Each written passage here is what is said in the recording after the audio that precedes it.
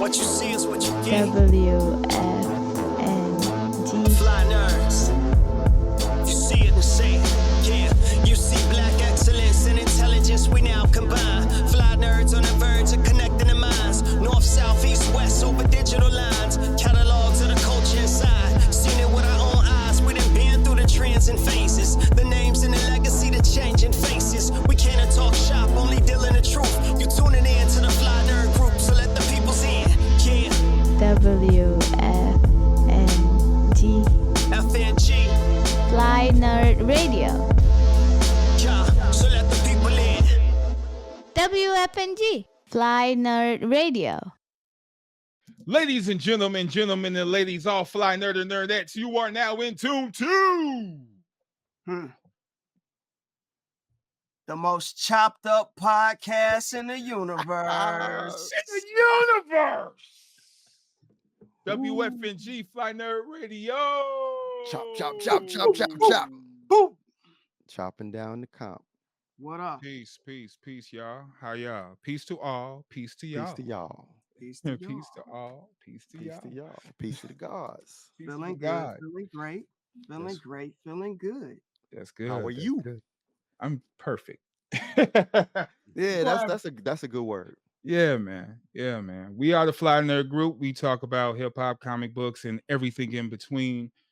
We are your lovely host of Fly Nerd Group. I told y'all before the Gremlins is out. The Gremlins are out, man. I'm telling you, pool party with the Gremlins. Slapface Galactus. The king of slaps, not to be mistaken. Mhm. which is another form of chop. Yep. Yeah. And I am Ambi Warhol, the element of surprise. You never know what nut I'm gonna crack today. That's crazy. Okay. I'm corresponding from the left field, Dave Galaxy in effect, the counter thesis, thinking about things and talking about stuff. That's what I do. The spiffy. I got a counterpiece. gala to go to, so Hey, he I'm got that. sparkling a little bit. That's what you was wearing on the cover of Situation Renaissance. Yeah. Renaissance era, blow some smoke out for me. Right. Beard. If you're tuning in, blow some smoke out for you, boy. Yes, sir. Yes, sir. So today we have a special guest. I tell you, when it comes to Chicago hip hop, there's a few producers that I fuck with. There's a few rappers and MCs that I fuck with. And this is a combination of both. This dude Facts. is sick. This dude is sick. You know what I mean? He's a mystery enigma. You know what I mean? I saw him off the 9. You know what I mean? He was living off the 9. I was cracking with him. You know what I mean? There was a few blocks, it was me. Then a few blocks up is a Dot, man. We was all on the 9 and shit, chilling. Family, the 9 folks. I don't think folks was around the 9. But anyway, I'm talking about, well, Ty, you know a lot about this guy as well. So why don't you do the former introduction? Man, the list is heavy. The crown is heavy. The scroll is large. Hands down, when they talk about that title, they say best producer on the mic. You got the East Coast version. You got the West Coast version. But they forget about the Midwest version. Now, I've been knowing this cat for 1,000 years. This is my true blood, my true peer. You know what I'm saying? And when I say the best producer on the mic, I've witnessed it firsthand. I've seen him chop. I've seen him write. I've seen him mix. I've seen him mix other people and bring them to their best glory. You know what I'm saying? So my man, my ace, my partner in crime from Still Here, Rashid Hadee, baby. Yeah. Brother Davis, thank you so much. Not a problem, man. It's all your light, boy. You know what I'm saying? Hell of an intro. We caught you off the rip. You pulled back the hibernation curtain. What's happening? Right. Yeah, man. Off the grid, man. OTG, I see it in the background. Going in. Yeah. Oh, yeah. It's up on the wall. You know it. Message. You know what I'm saying? Yeah, man. Thanks for coming, Hadee, man. Yeah, thanks. No doubt, man. I appreciate y'all having me, man. For sure. No doubt. You know what? You live right now. It's 1,000,000 people listening and watching it. Yeah. watching and right. What's the Watching. first thing you got to say to the people? Uh-oh. The first thing I got to say is No time to think. What's the first thing you say? man, I gotta think about it. Shit. Oh man, I could cuss on here. No. You can say what you Yeah, want. you can say whatever you want. Just wanna It's make all sure. yours. Let's go. First thing I want to say is this. Shout out to everybody holding me down, listening to this music from all Mm. over the world for year after year. Because Mm. I've been doing this thing for a long time now. So, I appreciate everybody that's been still rocking with me. I know y'all like, damn.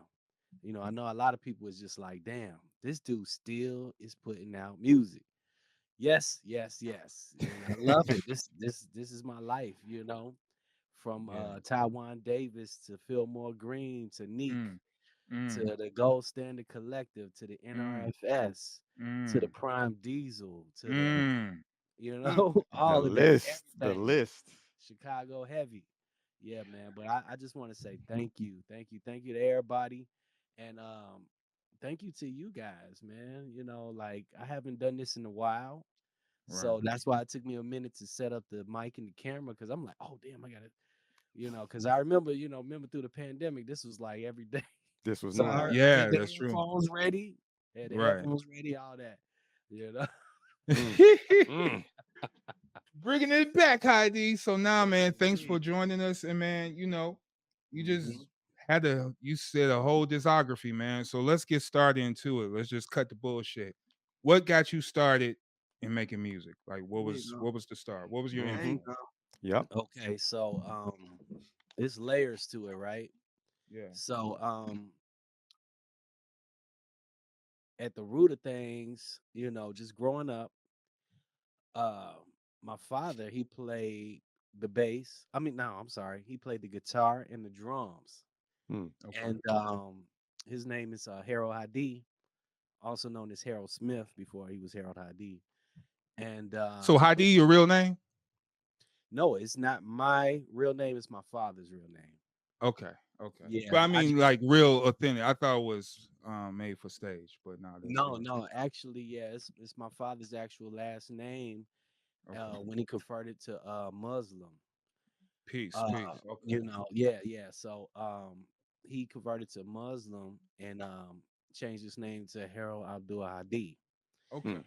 And when it came time for me to make a stage name for myself, I used to go by Chess One.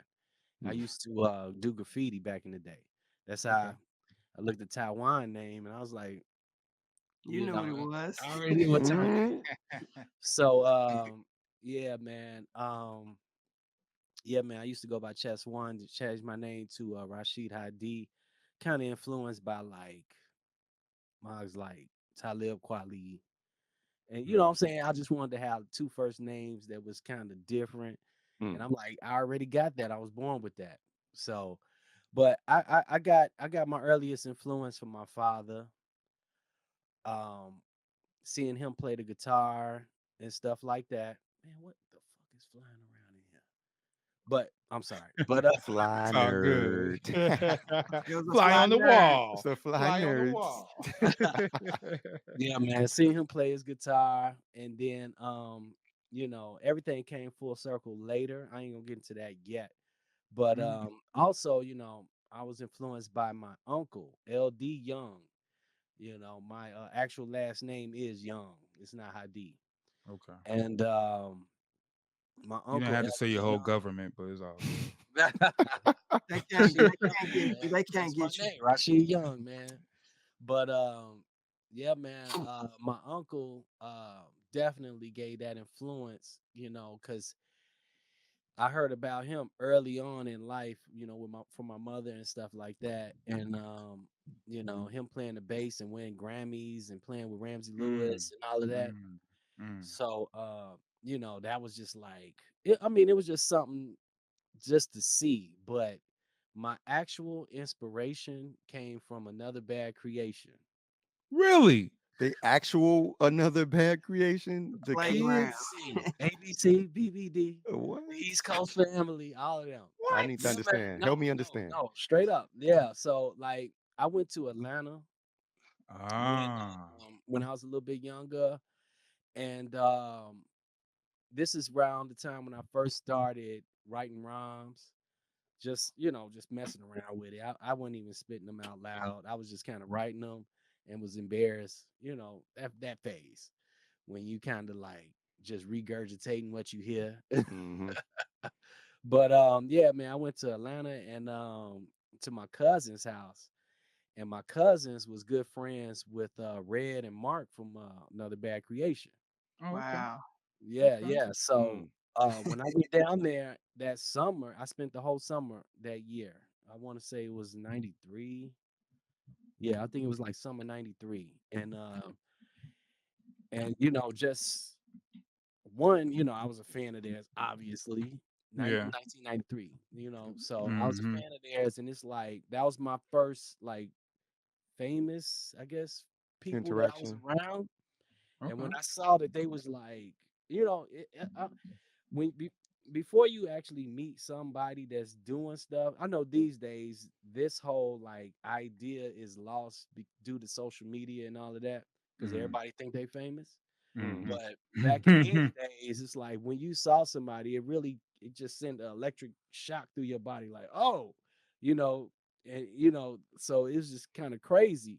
But when I That's say when it was fame just and like me, celebrityism was valued. You know what I mean? Like it was value to it, and it was rare that you really see someone that you've seen on TV or whatever working on the craft you working in or whatever it is. You know? yep, And Yeah. they was young too. Right. Right. Yeah. Right. they a little bit older. They around my same age, but man, they had everything. Man, they had boom boxes and posters all on the wall, all the clothes, all the shoes, all kind of Jordans and Adidas and jerseys, and I'm like, damn, man, this is so dope. I want that. I want that. Yeah. And I'm a fan of theirs already. I already think they just super dope. Right.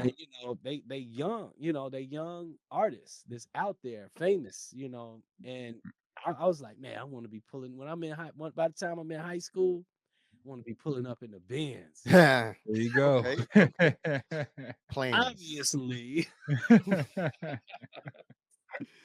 obviously that did not happen as I Right. planned. However, However, but like man, I'm gonna drop another story on y'all because I never talked about this like Go publicly, ahead. but Go ahead. Let's um, go. so I spent the whole summer with them, and I got a chance to kind of just see that they are just regular dudes just like me, Mm-hmm. Right. and I related to them, and we all had stuff in common, and everybody was cool, and they was recording songs with my cousins and doing shows and stuff because they used to do like a side like rap thing. I want to say their group was called like I think Espionage or something. But anyway, I think Red was doing beats and stuff back then. I think he go by Hot Sauce now. But anyway, you know, um, I come back to Chicago, I'm on 10. Like I'm just writing rhymes like crazy. Like, yeah, I'm gonna give me a record deal. I'm about to start sending out demos.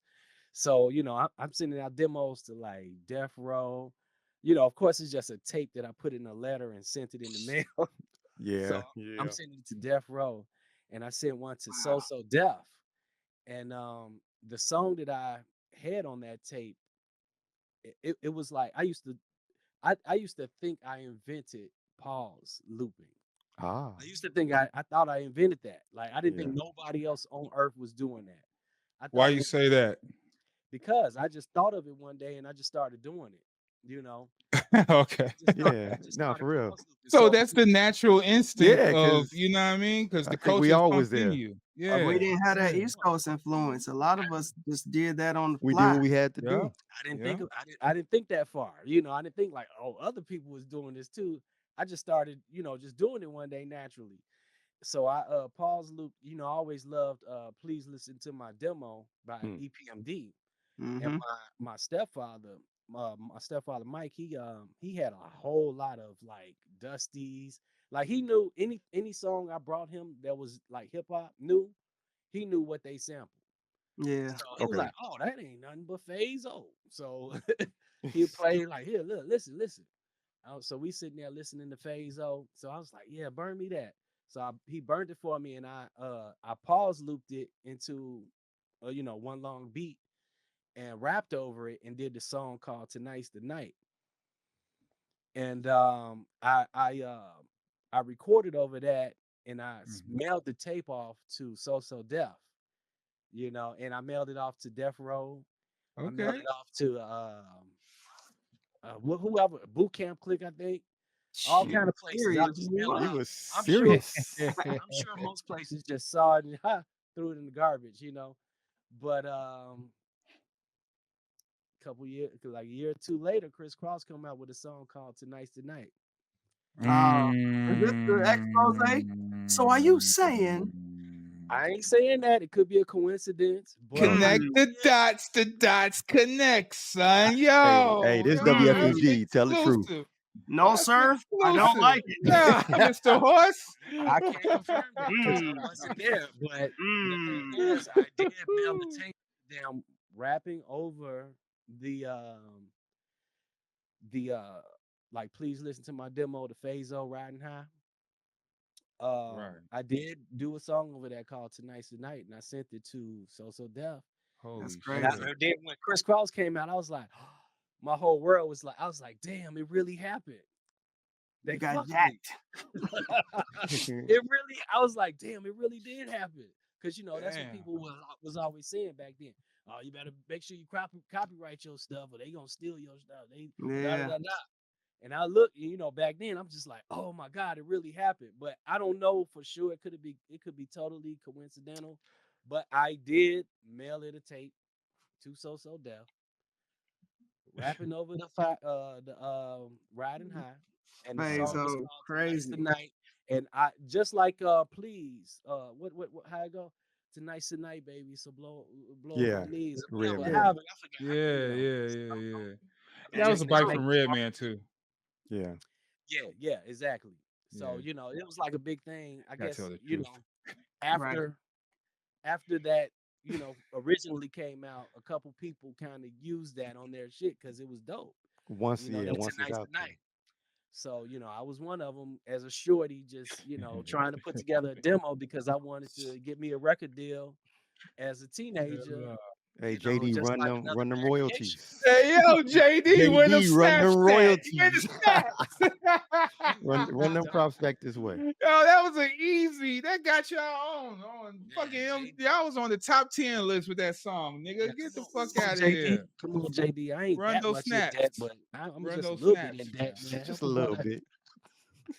They could at least put you on the Fresh Fest or something. Right. Like, give you something. Give you a little something. Yeah, man. But That's wild. Yeah, that was just like the beginning stages. I started out just pause looping because my stepfather Mike, he had all the joints, man. Because he went on, like, my stepfather Mike, when he likes stuff, he goes all the way in. Like, when he got into buying CDs and records and stuff, man, the whole house was full of CDs and records. It was full of them. He had them coming because they had the Columbia The House, Columbia CD House Club. Special. Oh Yeah. yeah, right, Yeah. right. Signing up under alias names every week. Yeah, he was banging them. He was banging them. Yeah. He was banging them. He used to take me to Tower Records as well. He used to take me to Tower Records and different record stores, and with him while he go and get stuff. I don't know what he getting then, but now I'm like, oh yeah, that's the Isley Brothers. Oh yeah, that's Maze. All of that.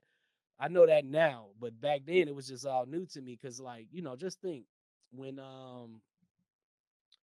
Big Papa came out, I'm thinking that's I'm not even thinking about, like, today's sample is just all you hear. Oh, sample, and you sample chop and you sample and you sample. That's all you hear. Back then it was like you hear a song and you hear the notes, you hear the music, you hear the bass line. That's it. It don't go like, oh, I need to know what he used. Oh, it didn't go that deep. It was just you just hearing it. So I'm hearing it and I'm playing it one day and he like, oh man, that's the Isley Brothers. So I'm like, what? This is sample too? So I'm like, damn, okay. So he gave me that, I'm like, wow. So, I was just amazed by sampling. I was amazed by it because like the drums and all of that you hear on stuff from the 90s or whatever. I'm thinking Mm-hmm. that's coming from a drum machine. I'm looking through the catalogs. I'm like, which one of these drum machines are they using to get Right. those sounds? Every Right. on my, I had like a Yamaha keyboard. I was Back going to then, ask you, what was your first piece of equipment? Like, what you start using? I had a Yamaha keyboard He and had the a karaoke SK1. machine. It was like a EPS, EXP or something. I don't know, EPX or something. I forgot what it's called, but it didn't have the most professional. It didn't sound like what you hear on the radio. Right. It didn't sound like that. Little did I know, all I had to do was add some effects or something like that to it. Get some banging drums in the 808. I didn't even know about 808's yet. Being Yeah. at this time I'm talking about. Yeah. We talking about 13 years old, 14, all Okay. early. Okay. So so I'm hitting the drums on the Yamaha keyboard. I'm like, this don't sound like, I'm thinking it's like some kind of plug, some kind of EQ settings, or just the studio itself was a mystery to me. I'm thinking this, if you just go to the studio, you will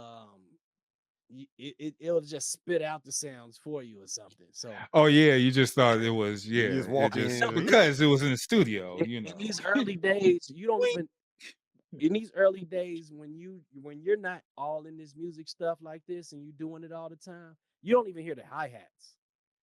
You don't even pay attention to that. Like the regular folks, they don't even notice the little intricacies and The subtlety. all Oh the yeah, little stuff. They absolutely. don't notice that. That's for the Right. that's for the nerds, It's Yeah, fascinating. Yeah. No doubt. Probably I am one. I'm definitely one. Super nerded out when it comes to hip hop and audio engineering. But Let's get into it. but like, man, I didn't notice.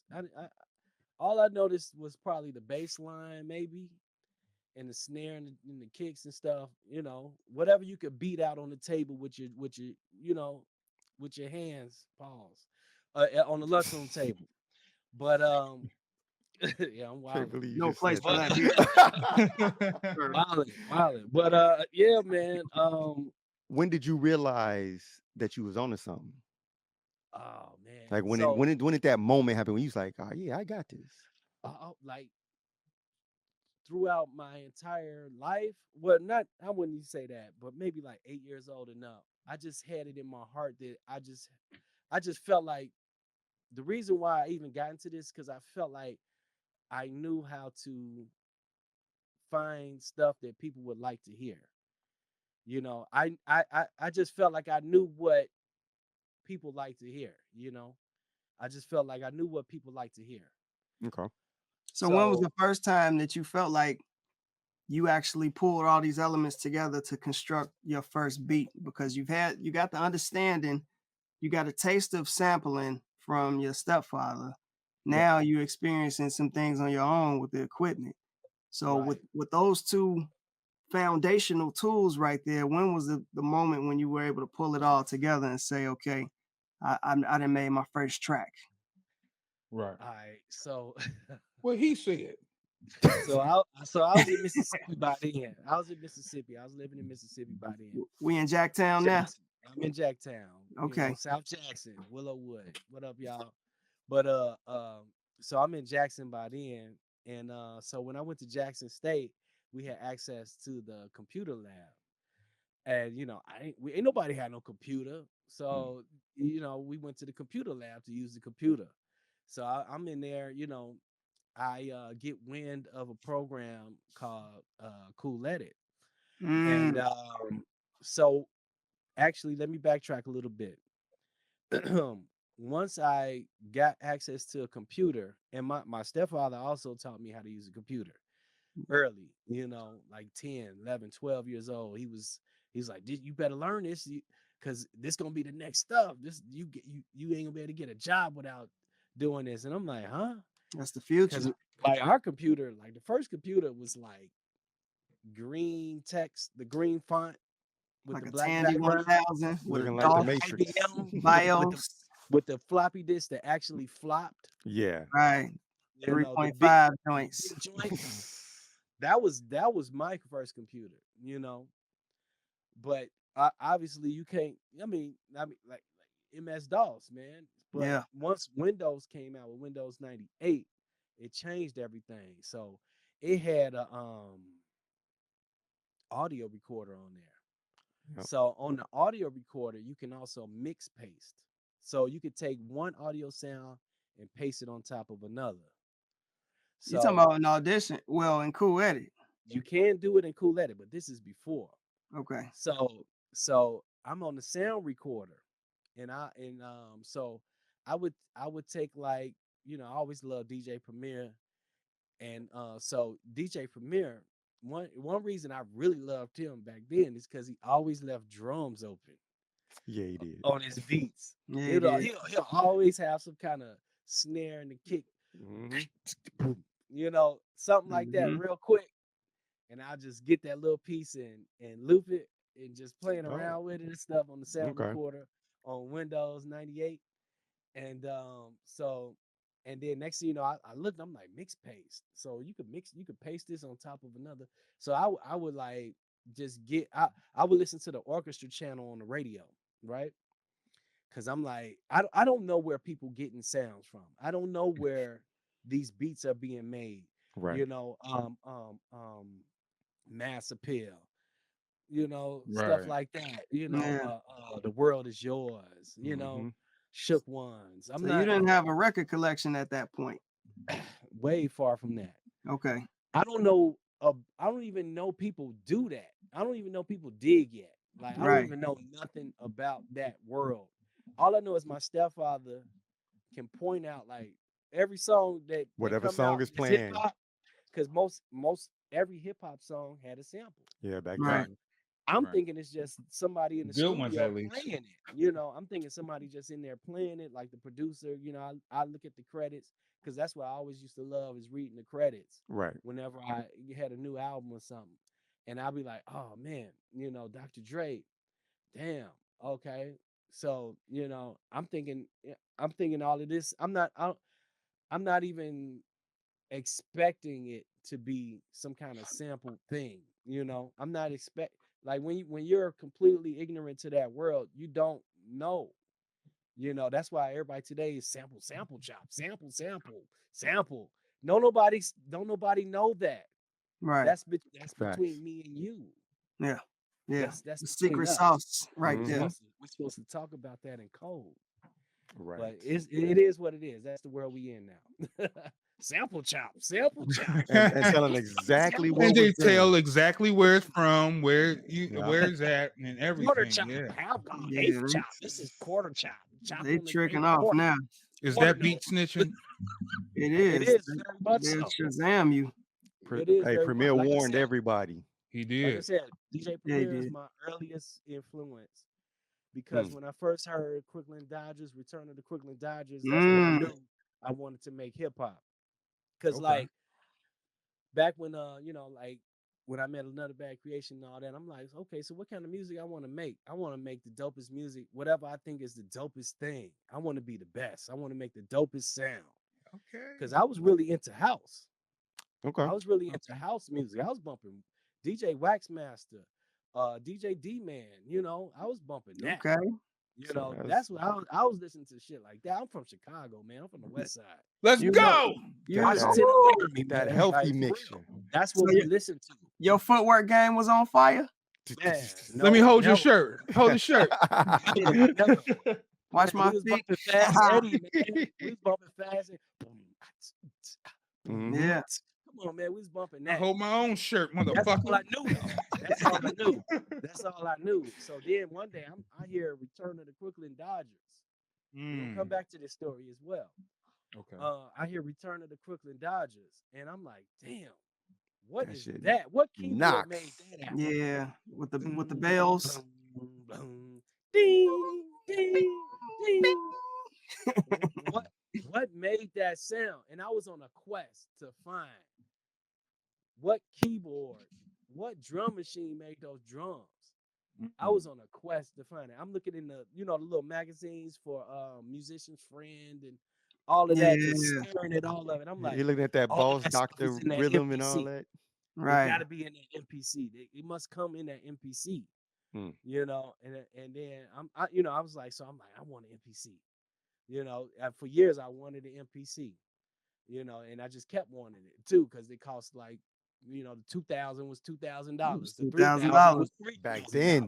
Yeah. Back then. Yeah. So, that's what I'm saying. Serious investment, kids.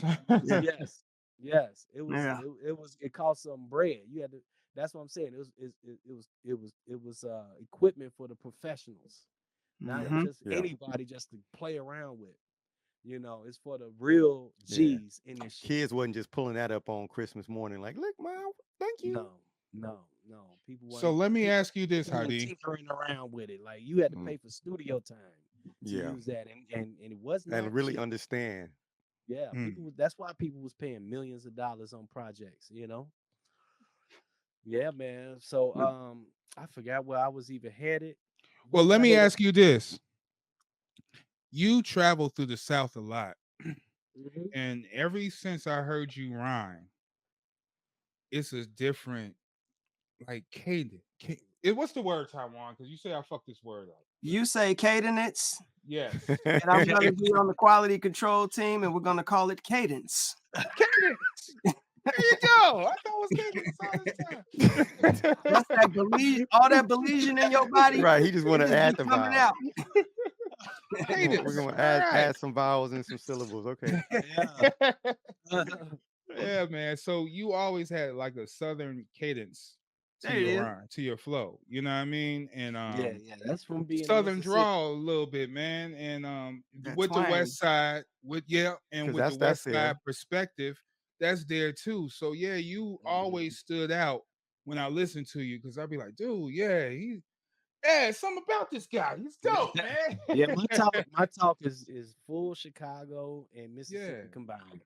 See? Yeah, Yeah. that's lit. Yeah. 'Cause when I first went down there, and I almost said there, but when I first went down there, and when I was in high school, everybody, oh, I love your Chicago accent. I'm like, what do you mean? And then shoot, after about two years being down there, I'm like, shit, what up, Juke? Yeah, Juke.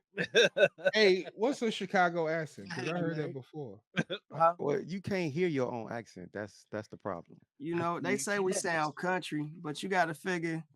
And we do. When we go down south, we be do, like though. fools down there sound country. Right. Right. It's We go tricky. out, when we go out to the East Coast, they say we sound country. I'm like, man, That's listen, because they sound like generic Brits in New York. we all migrated from down there anyway. Absolutely. Oh, wow. This is the great migration. Yeah. So we're gonna sound the same wherever we go. Meet me on Tory Sweet. Right. Boys. Like, what are you saying? By the boys over there, the boys. So what got you into writing and rhyming on that aspect? So writing and rhyming came okay. I've always the song that did it for me is Slick Rick, A Children's Story. So when I first heard that in 1988, Okay. it just messed my whole understanding up, because the beat was just so dope, and then what he was just, his voice, all of that. So I don't know, one day I just sat and I was like, I'm gonna take all his lyrics and rewrite it. It was basically a parody, right? Mm-hmm. What I was doing is a parody. I didn't know that at the time. So I did this parody of a children's story. And I can't remember what I was talking about, but I think it involved something about smelly breath. Something like that. It was How old are you at this time? I'm 8 years old, man. I'm 8. I'm like Okay. 8. I'm 9 years old. He Man. said, we Yeah, gotta that's put this. Let's put 8-year-old this in bars. context. Yeah, Right, we that's gotta 8-year-old put it in, bars. keep it in context. I Right. was somewhere between 7 or 8 Believe. years old. That's what's up. Gotcha. That's what's up. Yeah. And so I can't remember exactly, but I remember seeing something about toothpaste and smelly breath. It was some weird stuff. I But it don't was the know. children's. That was bars back in the day, though. In the 80s, that was a whole bar. Right. So I went through the word. I went through the song. I would play one bar, pause it, and Go back. then listen to it and make my own words, but with the same flow. Same how syllables. he Yeah, said you it, was mimicking. That's what I saying call it. something Yeah. different, Yeah. but I would have the same word he rhymed, but I would use a different word that rhymed with that word, and I just went through the whole long rhyme. It was a long rhyme. If you that song is Yeah. probably like what, It 40 is long. bars? Yeah. 50 Slick didn't have bar structures that stopped. Yeah, Nah. yeah. He just went. He just went. So I did that. That was my first rhyme, and I did that. And I think it was like Big Daddy Kane, Smooth Operator as well. Mm. And that just made I didn't read well maybe I don't know, I can't remember. But I might have revised that one too. I might have did my little parody. I used to do that all the time in the beginning stages, was just do parodies Yeah. of other people's songs that was already out. Like it would have the same flow.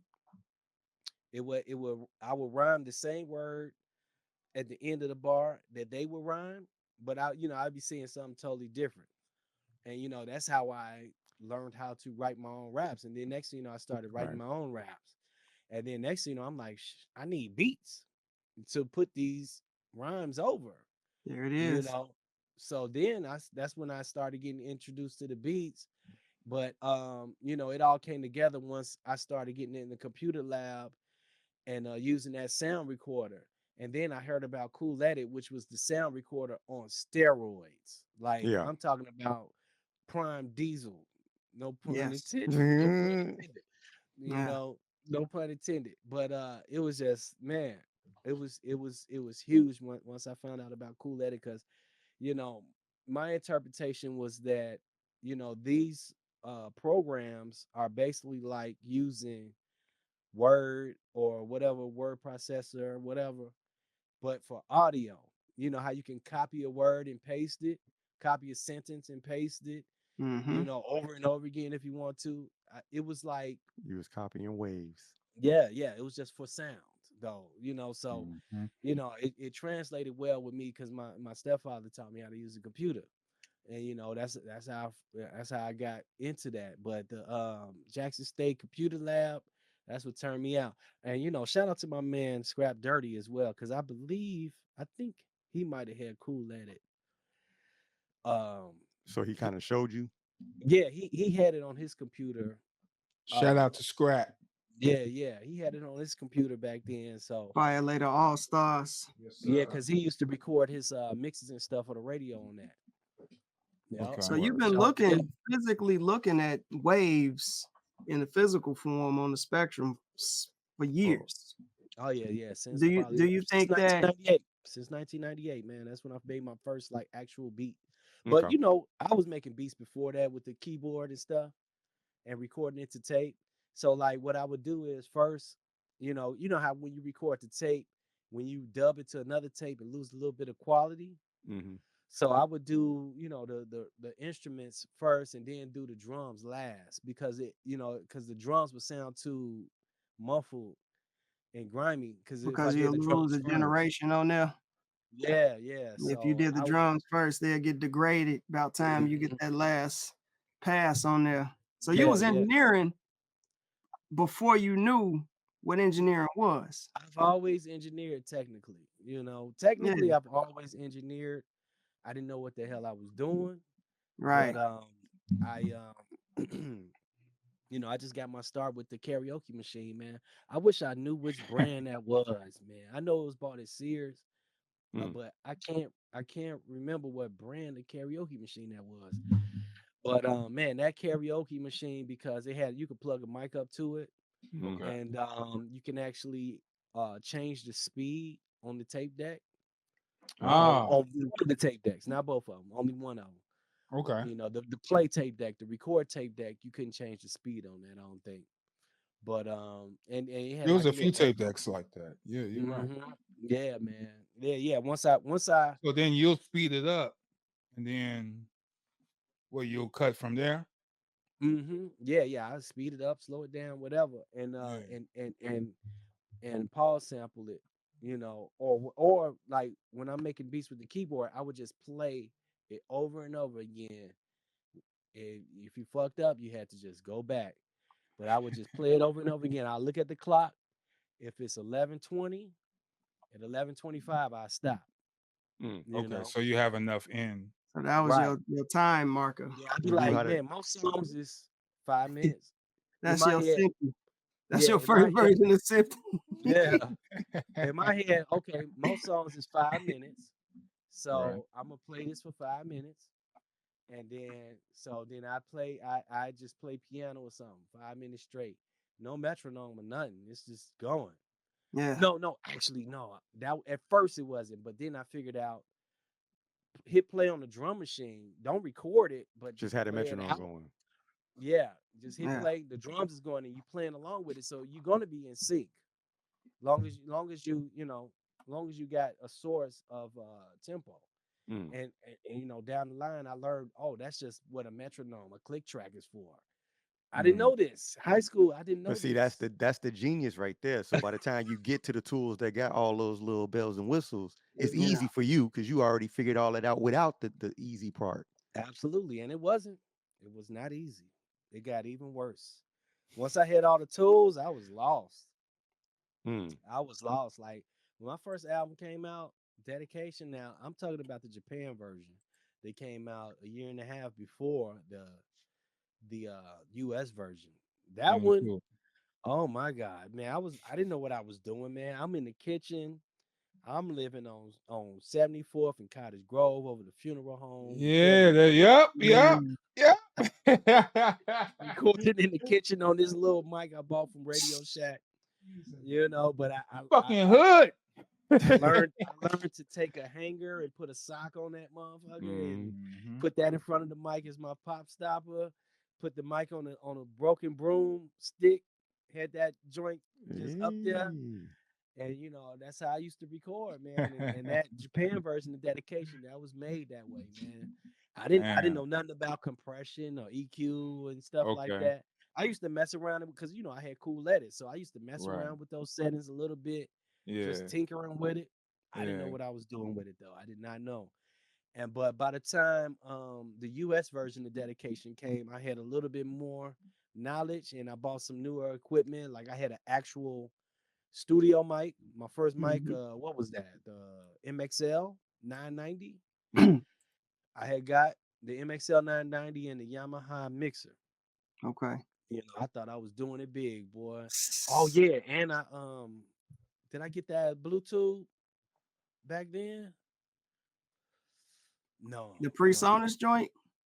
The Bluetooth. I think I might have had the Bluetooth as well. Yeah, I think I did. Yeah, the preamp. Yeah, I had the Bluetooth, and so I was recording with that, and I learned, you know, about I was messing with compression one day with Cool Edit, and it was like a little preset like -3 or -6. Throw that on there. I'm like, okay, that sounds better. I don't know if it was enough gain or not. You know, I don't even know. But I would just throw that on there and it sounded better. You know, so yeah, man, that's how I put together my first album, man. With that, you know, on Cool Edit, you know. That's All dope. those beats was made on Cool Edit because well actually the first version of Dedication was Cool Edit. No, I had Fruity Loops by then, actually. Yeah, I Mm. had Fruity Loops. I did have Fruity Loops by then. Mm. So some of it was Cool Edit and some of it was Fruity Loops. Do you like F- machines over FL Studio. FL Studio. Yeesh. FL. That's how they which say it. which do you prefer, machines over program? Machines. The Machines. analog. What's your favorite machine? MPC. Still to this Okay. day.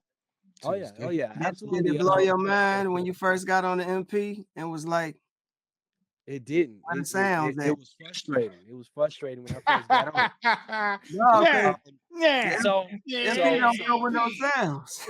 so like basically it was 2008, right? And I got my first this right here. This right here, this MPK 49. The MPK Yeah, 49. that was my first physical equipment, hardware.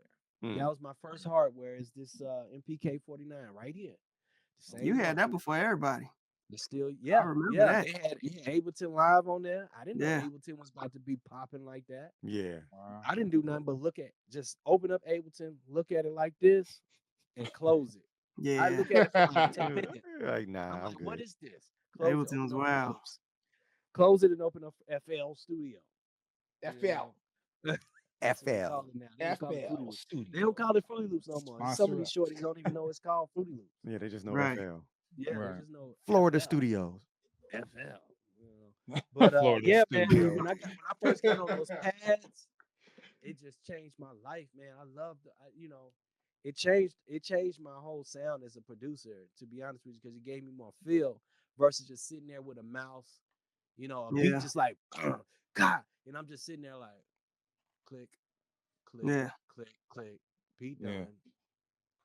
When I And got the that's why I pads, asked, because you got to have that physical feel versus the yeah. click When you and got the paste, pads, you copy in and there like, paste. Yeah, It's a different Yeah. energy.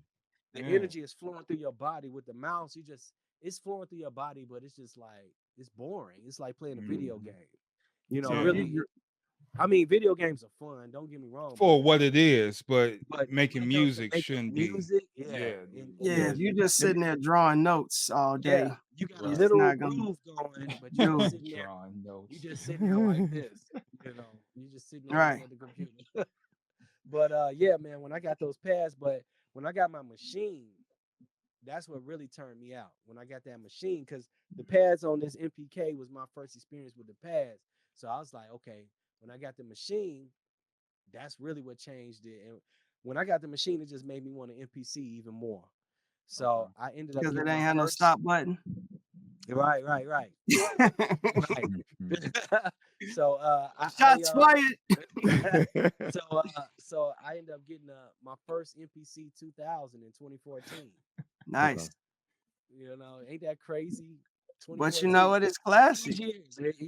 Remember I said earlier, I'm gonna get back to that. Yeah, I have been wanting an MPC from 90 something, 94, whatever, Until and didn't get one. Hey till man, I 2014. understand that motherfucker cost an arm and a leg during even that time, today. man. Yeah, The it's 2000 was 2000, 2500, something like that. Yeah. No. The 2000 was 2000. The 2000 XL was 2500. And Yeah. the 3000 was 3000. Yeah. And the 4000 was 4000. And That the was the price 5000 structure. was 5000. Straight up. The 5000 was 5000. right. 49999. But you know them pads on that regular Yeah. MP, the pads on the 2000. Yeah. If you compare them pads on there to the machine and even to the MPK, Here we go.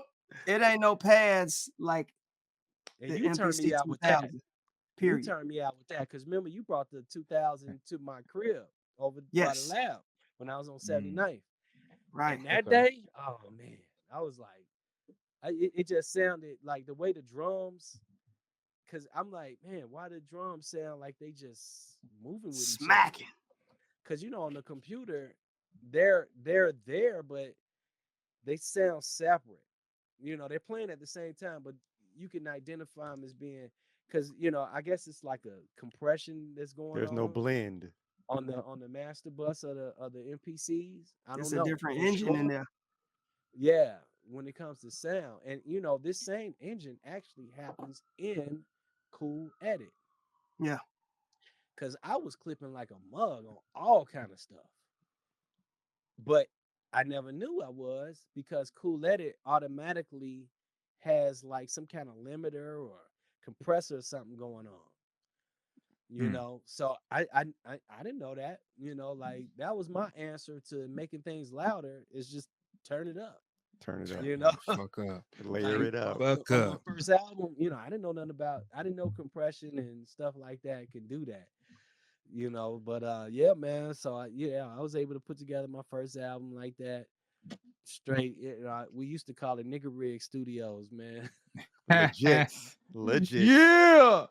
So how did you get in how did you connect with because I met you through Time Pugs and everybody. You know what I mean? They always tell me, oh, Rashid Hadee. You know what I mean? And I going out there and believe. meeting you.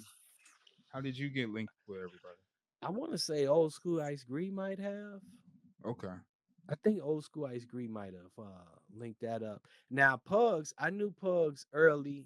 Like when I first moved here from Mississippi, um, my guy Ez, shout out to Ezra. Shout out. He's good friends with my cousin Reese, and I don't know how he linked that up or whatever, but I ended up going to, HPK Okay. early. There you go. Early, and I Yeah. met Pugs then and got put up on his music and stuff like that. We talking like I think this was like 2003 or something, man. Okay. Wow. I don't even So- remember you coming to CTA radio, boy.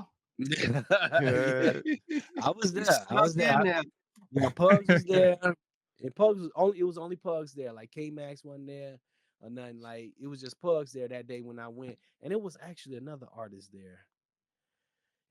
But shout out to K Max because you know what I mean. Yeah, for sure. Shout out to him. Still for doing sure. CTA. For sure. Fighting that Yeah, fight. man. Right. But actually, you know what? I remember I met Taiwan for the first time at Little Brother show. When Little Oh, Brother came in town, the night I met Little Brother is the same night I met Taiwan Davis. okay. Wow. That's a Yeah, night. I met both. of Wait, them. was I it that always- Little Brother night show where you was rocking? Sal? We was rocking. at the Yeah. Double Door?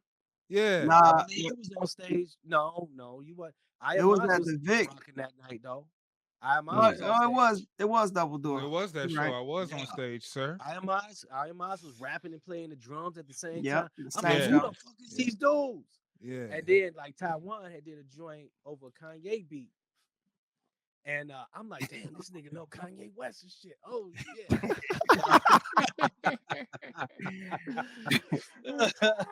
I'm like, man, but nah, he killed that beat. I can't remember. I think it was It's the John Legend. I used Was to that love you. It was the John Legend joint. Okay. Yeah, man. But Ain't nobody had that record. that shit was so yeah.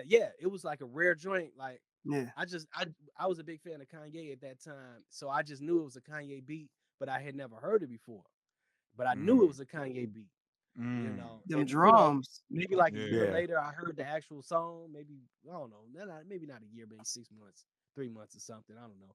But man, Taiwan killed that shit, man. He bodied that stage. He had the beard, and matter of fact, his outfit was damn near similar to Yeah, what the he got on beard right game. now. Now think about it, because you had on the suit and the tie. on Right. stage. I had Yeah. the big ass beard. Yeah, and you had then the beard, I had the suit on. Me and Kaz was up there murdering. Woolly. beard and the bald head. Yeah. That was dope, man. But man, that night, man, That was a good such night, man. So Oh, man, that was such a dope night, man. That was such a dope That was a night. good But night. I was So able you to met Little meet- Brother. How did that go? Man, so okay. So I had already been a regular on OK Player, The Lesson, and also as well the Justice League's message board, The Lawn, where that's Okay. where I met a lot of the dudes that's out, doing their thing now, like Tanya Morgan. Tanya Morgan. You know, Mhm. I make mad beats, and of course, Little Brother and them, and Just League and all them, DJ Flash, and a lot of guys was on there, man. Between those two message boards, and also, shit. Earlier than that, motherfuckers was on Cannabis, message board, battling. Okay. Yeah, man. Yeah. Okay. I'm the first dude I ever battled. This dude named Nemesis the Immortal. He was from North Carolina as well. Okay. And it came full circle. My first like big show at the Scribble Jam was in North Carolina. Guess who's on the bill with me? Nemesis the Immortal. Mm. So I met him in person. We was cool Okay. though. After we battled, we was cool after that. but that was just like my introduction to them, battling them. Let me assist Because the everybody immortal. used to do the key style battling. What was the other website? Get out of Wait, here. wait, y'all. I thought this gotta- was face to face. This was You gotta on. break that This was the down, typing. man. Yeah, break that This is down type- because I So ain't y'all never got just to that typing shit. rhymes on there? Yeah, Back in 99-ish, 2000. hell no. That's It was wild. a Stroke community on the assassins. internet, you know, like these communities that I was a part of is where LOL was invented. LMAO was invented. That makes Chat sense. rooms, Right, Yahoo right. and shit like that. The Yahoo Okay. The chat. shit was invented on there. Okay. LOL, like all that shit, Right. which is used on text. Well, they don't really use that no more. They just use emojis. But That's where it you started. know what I'm saying? This started in these conversations online, and moms used to battle and key style. So it was this Key style. this website called Homegrown Hip Hop. Yeah, I Homegrown remember. Hip Yeah, I Hop. remember that. Yeah. And you earn mic cons on the website for your battling and put the key styles, typing your key styles battling on there. So I used to battle mogs on there and stuff like that. People, it was just crazy, man. But that's how I kind of got into writing rhymes and stuff. And that's why I had that real like battle ready type of style when I first came out, like rhymes that could be used in a battle. Yeah. I've grown out of that. But It's I still be it's on all that. good to be war ready. You know what I mean? Yeah. I still be on that a little bit. Of course, But you would say that. matter of fact, comment. I need to get back on that some more actually. But that's another story. But Yeah. man, homegrown hip hop, cannabis, Central, I think it was called, and it was another dude, Sethro. Sethro. I was on Sethro. Motherfuckers was battling, man. I'm telling you, that was like a heavy thing because there's no MP3s yet. I mean, there's like real audio. You remember real audio? Yep. RA. Yeah. .RA. Yep. Yeah. And it was like 56. You know how you got 192, 320. This was 56, Right. Yeah. Yep. 60 or something like that. Shit. CDs was still, the burner was still like 2X, 4X. Oh yeah. You had to sit through that joint. You have to wait. Right, you waiting. I had the real son. time. I had the You real can go time cook burner. dinner and come back. Yeah. 60-minute you CD still took 60 cooking. minutes. No. I had the burner that you couldn't leave from in front of you. You just had to sit. Oh, because you had to make sure it didn't time out. Yeah. You had like a physical burner. Like Yeah. you know Oh, how yeah, you yeah. got your receiver. Yeah. You have your radio, and then it's the burner. I had the actual burner. You hit record, and before 3 seconds, you better press play. Otherwise, it's going to the next track. Yeah. That type of burners. This is before burning shit on the computer. Right. Because, all this shit, man, motherfuckers had to get blank CDs, 2 of them for $50, $30, Yeah, $50. That's true. That's true. It was expensive to Get do the that whole shit. You stack. weren't getting no spend 100 Nah. CDs. You know what the fuck I did when they came out with 100 CDs on the spindle? Let's go. Went What we crazy. all was doing. And Napster was out, man. We was burning, I making was on mix the CDs. lawn. I was on the lawn at Jackson State. Slanging. I ain't even gonna say the album I was selling. Nah. But I had Slanging. an early copy. I ain't gonna put that out there. But I had an early copy of it, man. $10. Man, I made about $1,000 off that shit. Let's go. Let's And go. that actually gave the gateway from when we me and my crew chapter 13 finished our first album. Okay. And we sold, I don't know, maybe 1,000, I don't know, 500,000 copies at Jackson State, out the trunk. But I learned how to do that from, basically bootlegging CDs, because Napster was out by then, so you could get anything you want. Anything, everything was there. You just had to have a fast internet connection, and the fast internet connection was you hit start before you go to sleep. By the time you wake up, it should be almost done. Yeah. So Fast internet what was connection. your experiences on a regular basis that inspire you in your music that you produce and the lyrics that you write, like across the board? Like, what do you do that inspires you? Well, it's changed over time. Like right now, the things that inspire me is obviously my past, because I didn't tell my stories a lot. I was very private for years, but now I'm more comfortable with telling my stories. Yeah, You know, motherfucker, you hard to reach. yeah. I'm more. That's why I'm like, a lot of people don't know the stories that I just told right now, Mm. and I've done I appreciate that. hundreds of Hadee. interviews. Yes, yes. But I Appreciate wasn't that. asked that question either, so it ain't all Well, on there me. you go. But at the same time, my past, but to an extent. But right now, the things that inspire me is just my son. He's 2 years old now. Word Okay. life. He inspires me a lot because I think about him. Like say for instance, like when me and Taiwan was putting together Off the Grid. On my side, he was in my lap the whole time.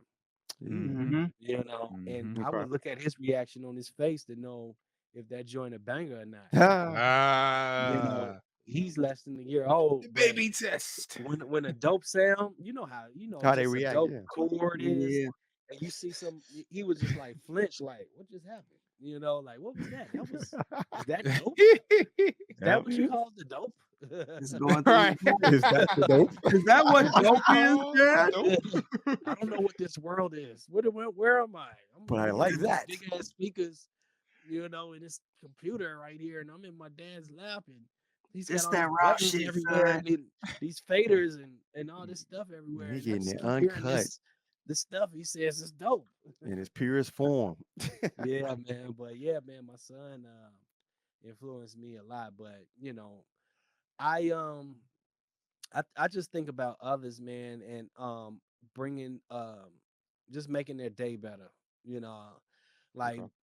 early on in my career, I think I was more self-centered because I was going through heavy depression stages in life, and I was just in my head, just all in my brain, and now I've learned that I want to make somebody's day better or just provide the soundtrack to their life.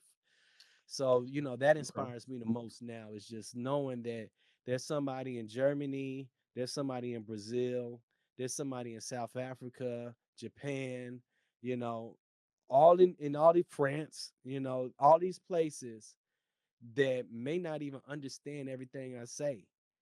And all they hearing, at that point, I don't know if y'all listen to hip hop in other languages, but at that point, you're Of listening to the course. flow. Mm-hmm. You listen to the flow and the Mm-hmm. cadence. Yeah. Cadence. You listening to I the think we flow have and one, ladies and gentlemen. It's spreading. you listening to that, and Well, I got jokes, but I Mix the yeah, man, horse. you mainly listening to that, and it just the whole overall vibe of the record, So I keep that in mind when I'm making songs now. Is if somebody didn't understand what I'm saying, would they think this song is dope?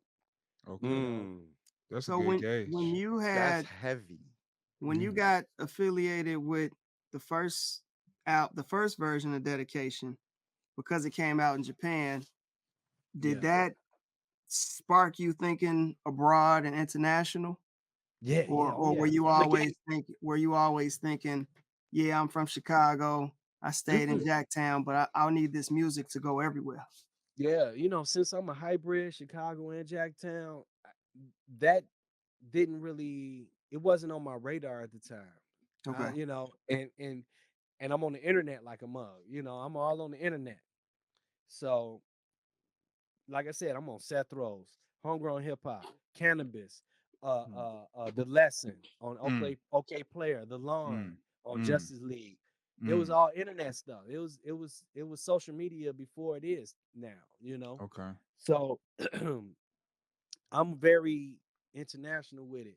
Okay. But, you know, that's what led to my first record deal is being on The Lawn. That's where I met Dave, Dave Jeffers and Ricardo, who Okay. used to go by Jerry Giuliano. You Okay. know, um, you know, and Mike as well.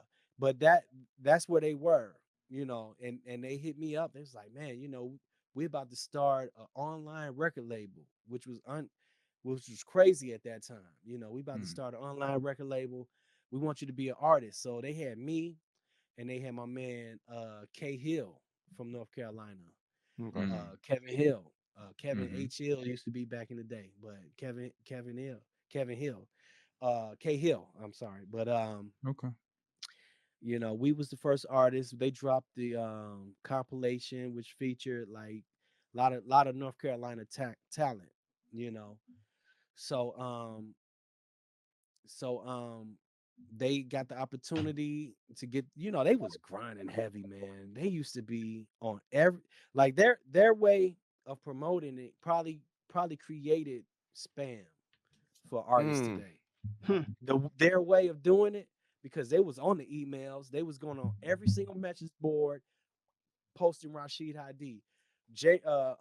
Dave, he was living in Germany, had a whole street team out there. Mm. They going Okay. around putting up stickers all over Germany. That's You dope. know, Ricardo, he in North Carolina, he got a street team there. They all over Yeah. North Carolina putting up stuff. Rashid Hadee, dedication. So You know, that's the I'm here in importance of Chicago. promotion and marketing. You know what I mean? It's Yeah, like yeah. when you got the street team, that's really real shit. They go out and Mhm. post your shit. You know what I mean? Yeah. All day, all night. You gotta shake some hands. You Yeah. gotta shake some hands. You gotta look people Yeah. in they. You gotta look somebody's in their eyeballs, man. Yeah. Yeah. You gotta do that. It's not about just the internet. You Right. know, you gotta look people in their eyes and shake their hands. Mm-hmm. You know, and that's what I Mm-hmm. did. So, you know, I'm seeing them doing this and seeing them doing that. I started doing the same thing. So I'm going to the shows. I'm going to the metro. I'm standing outside with my CDs Right. and my flyers, and I'm passing them out as people leaving. I'm Right. Yeah. going to House of Blues. I'm standing outside as people Right. leaving. As we leaving the show, I got all my stuff ready. Here you go. Y'all There like you hip go. hop? I know y'all like hip hop because y'all came Right. here to see Little Brother tonight. Right. Right. Right. You know, I'm standing in front of Sub T and Double Door and all these places. I know y'all gotta like this. If y'all like that, y'all gotta like this. Right. I remember one time, Ludacris had a show at Soldier Field. It was Okay. Ludacris. I think GLC was there that night as well. I'm Okay. standing, man. I'm catching everybody, boy, and they like. I remember when I was leaving, a car pulled up to me next to me, and they was bumping my shit, and they just like, "Oh, nigga, this shit is fucking fire, nigga." They was just yelling. I was Yeah. like, whoa, okay. There you go. I was like, it just blew my mind because I'm hearing the music in the distance, it's getting louder and louder and louder. Next thing you know, it was next to me. Dude looked over and saw me in the driver's seat. He was like, nigga, this shit is fucking fire. Oh, Time. I was like, That's, Hey, they that's don't when get you no better know. than that. Nah. Yeah, that's good, I'm like, man. You had the car test. Yeah, Right. it passed Right it with from the flying crib. colors. yeah. From the crib too. That's Yeah. ill. That's how I was able to spread my wings in Chicago, man. But meeting motherfuckers like Old School Ice Gree and GQ and Pugs and Taiwan, like Mm. all of them, everybody, all y'all, you guys, everybody, like Mm-hmm. I, it just helped me meet everybody else. Yeah. Mm. Yeah. Yeah. It's like, man, come through the Hadee crib, we laying out a joint. I want to feature you on this record. Right. Boom. Right. Next thing you know, people like Malik Youssef there. People Mm-hmm. like all kind of everybody from Chicago All walks of life. was there. Right. All kind of artists from Chicago was there. Yeah. I've had some kind of run in with pretty much every artist from here. So Legend. then, All the legacy artists. so what's your process working with an artist when you produce a song for them? My process when I'm producing a song, well, I find it's changed recently, but my traditional process was sitting here playing a million beats and they pick whatever they want. Now I pick the beat. I pick the beat now. And I'm Mm. like, okay, this is the joint. This is the record. Or I'll pick out a bunch of beats and let them pick from that. Okay. And I'm more I don't really carry that producer hat for everybody that I'll produce for. I'm more of just a beat maker. And I love being a beat maker. That's how I like doing it. But But I you do more want than to a bring. beat maker. I am, yeah. Cause, but the thing is, since I'm an engineer as well, and all Right. these other things that I'm doing, Yeah. it's hard for me to have that time to That's just your sit down comfy hat. and, That's your oh, comfy let me zone. call so and so to feature on this track. No, you got Yeah. to do Yeah. that. You got to do that. Adds a little You got to think exclusivity that to it far. too. Yeah. You got to think that far. But yeah, man, that was my process back in the day. Was I play a bunch of joints. We be in there for 4, 5, 6, 7, 10, 11, 12 hours listening to beats. I done played 1,000, 1,200 beats. And then Nigga smoked out drunk. they pick like 30 of them and don't rap on none of them. None of them. That was my process before. Obviously, I've learned from that mistake, Mm. and especially being around, all the dope producers I know, like Apollo Brown and Ninth Wonder and all these dudes, Khrysis, and Mm. seeing how they work, Mm-hmm. and especially seeing how Apollo Brown put together the cost of living with Philmore. Yeah. Okay. Because Yeah. I was right there through the whole process, and Hmm. I was taking Dope. notes on how he Dope. did things because me and him are very similar. Okay. Okay. We've used the same type of software and had the same type of influences and upcoming just in Mm-hmm. different places. He's in Detroit, we both in the Midwest, like Hey, Right. don't Apollo still make his beats? Like he still do his drums in Cool Edit? yeah, he still makes his entire beat in Cool Edit. Yeah, that's not crazy. not Audition, Cool Edit. Yeah, that is That's Not Adobe wild. Audition, uh, Cool that is Edit. a Cool Edit. talent. It's That's a amazing. talent alone. Yeah, yeah. He might get some additional sounds from other places, But it's all because put into Cool Edit. I believe he has a machine as well. But yeah, he orchestrates everything in Cool Edit. All And right. Well, let's get into some of these albums, nigga. All mhm. right. Yeah, Let's get let's into do it. some of The these mini tracks and mini, albums. another one. Yeah, Yeah. because you did joints. How did the joint with Lil Brother end up becoming what it was? Okay. Yeah. So yeah, that's kind of leaving off from the conversation at the Double Door when I met Taiwan Right. Okay. and Little Brother that night. So oh yeah, and ultimately all the stuff I was saying about the message boards in North Carolina. Mhm. So that night we was at the Double Door. I got on a t-shirt. I had some Rashid Hadee t-shirts made. Me and my cousin Reese in there with Rashid Hadee t-shirts on. Dope. So Fonte look was like Rashid Hadee. Oh yeah, you the nigga with the Rebirth track, ain't it? I'm like, yeah. Damn. Yeah, I'll be on the lawn, Dope. There you go. my name on the lawn was Johnny Guitar Watson. Ah, That was my name on the lawn, Johnny Guitar Watson. So he's like, oh, dope. Johnny Guitar That's my Watson. nigga too. Yeah. Yeah. So he's like, oh yeah, man, Superman lover. you cracking out there in North Carolina, man. You dope, man. I definitely heard your stuff on the radios and stuff. Mm. So I gave Ninth my demo. Okay. I gave Ninth my demo at the time with like, maybe 6, 7, 8 songs on it. It was like the baby version of Dedication, the Japan version. It was Okay. the baby version.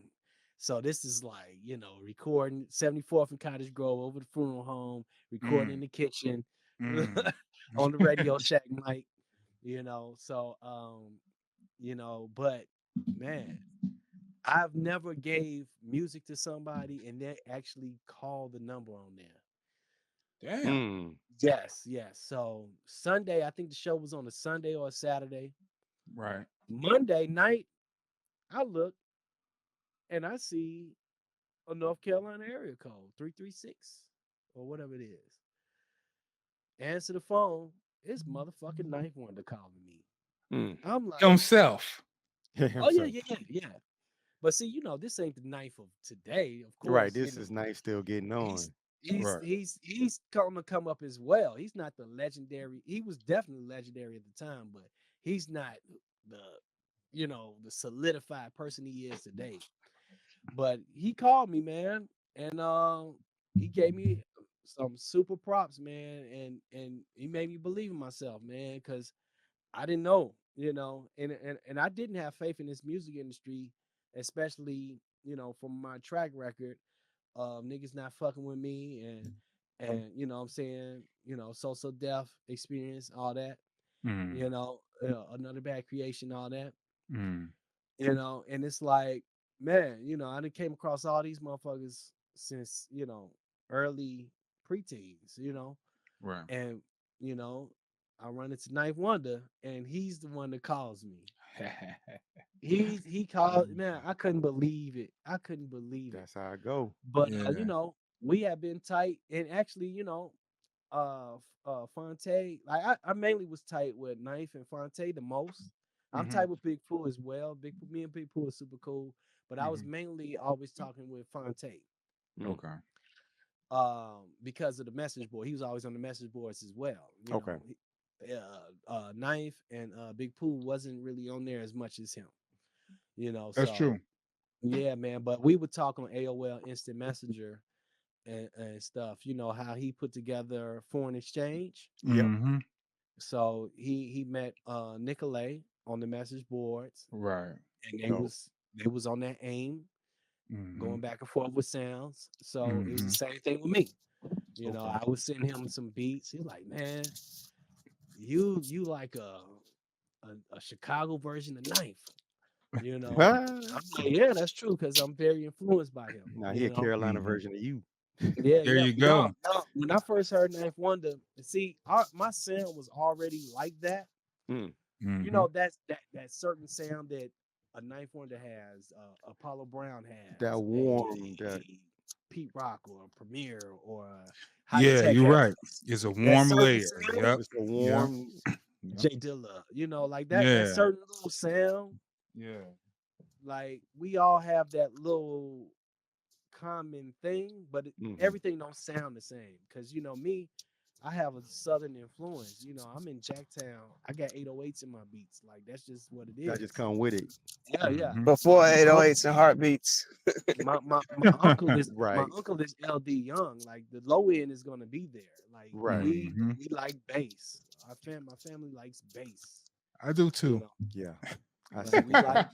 we I like third that. I do we too. like bass. The low end is gonna be there. If you hear anything I mix, master, whatever, that shit is gonna. If it's not hitting that trunk, it ain't what's up. Like it's not. Mhm.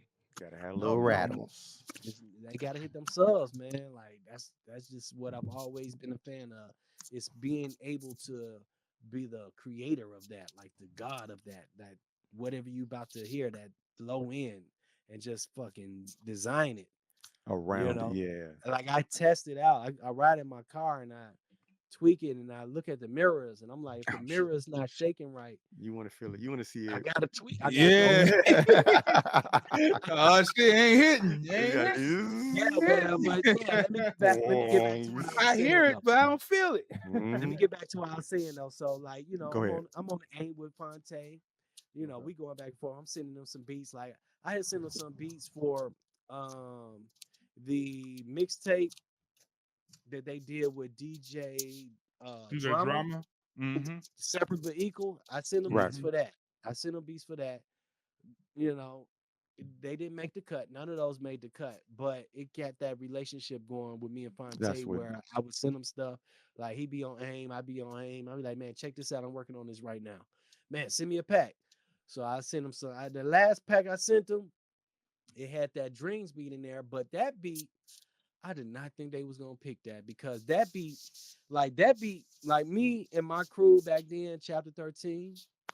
We would have certain beats that would be called freestyle beats. Like we would just freestyle over those beats. Hmm. So those are That's it. little, yeah, the back of the boxes, like me and Kenny used to call them, like the Yeah. It's little certain beats joint. that you just want to freestyle over Yeah. and just because it just, you know, when you're a freestyler, when you become one with that beat, certain beats will do that for you. It's like you enter into this zone. You know, I'm glad And you then brought that up because you know, you are from the rhyming realm, so you know there's a difference when it comes to making beats because you already know You what the understand that MC part. want. Yeah, you understand that whole thing. You yeah, know, yeah. so I want to rap you over. know, like you said, I'll throw this out just to freestyle.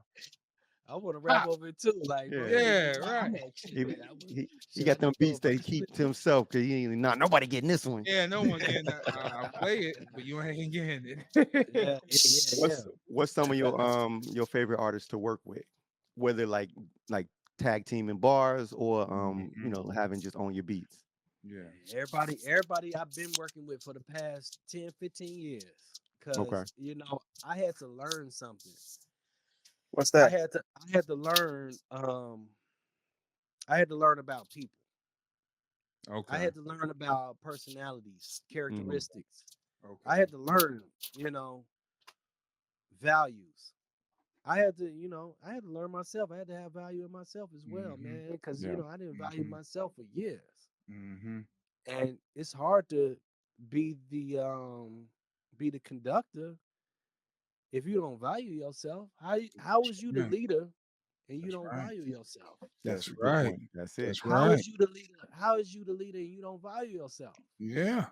But that was Yeah. me. That was me Mm. for a very long time, man. Like I'm telling you, I made so many mistakes in my life. So many.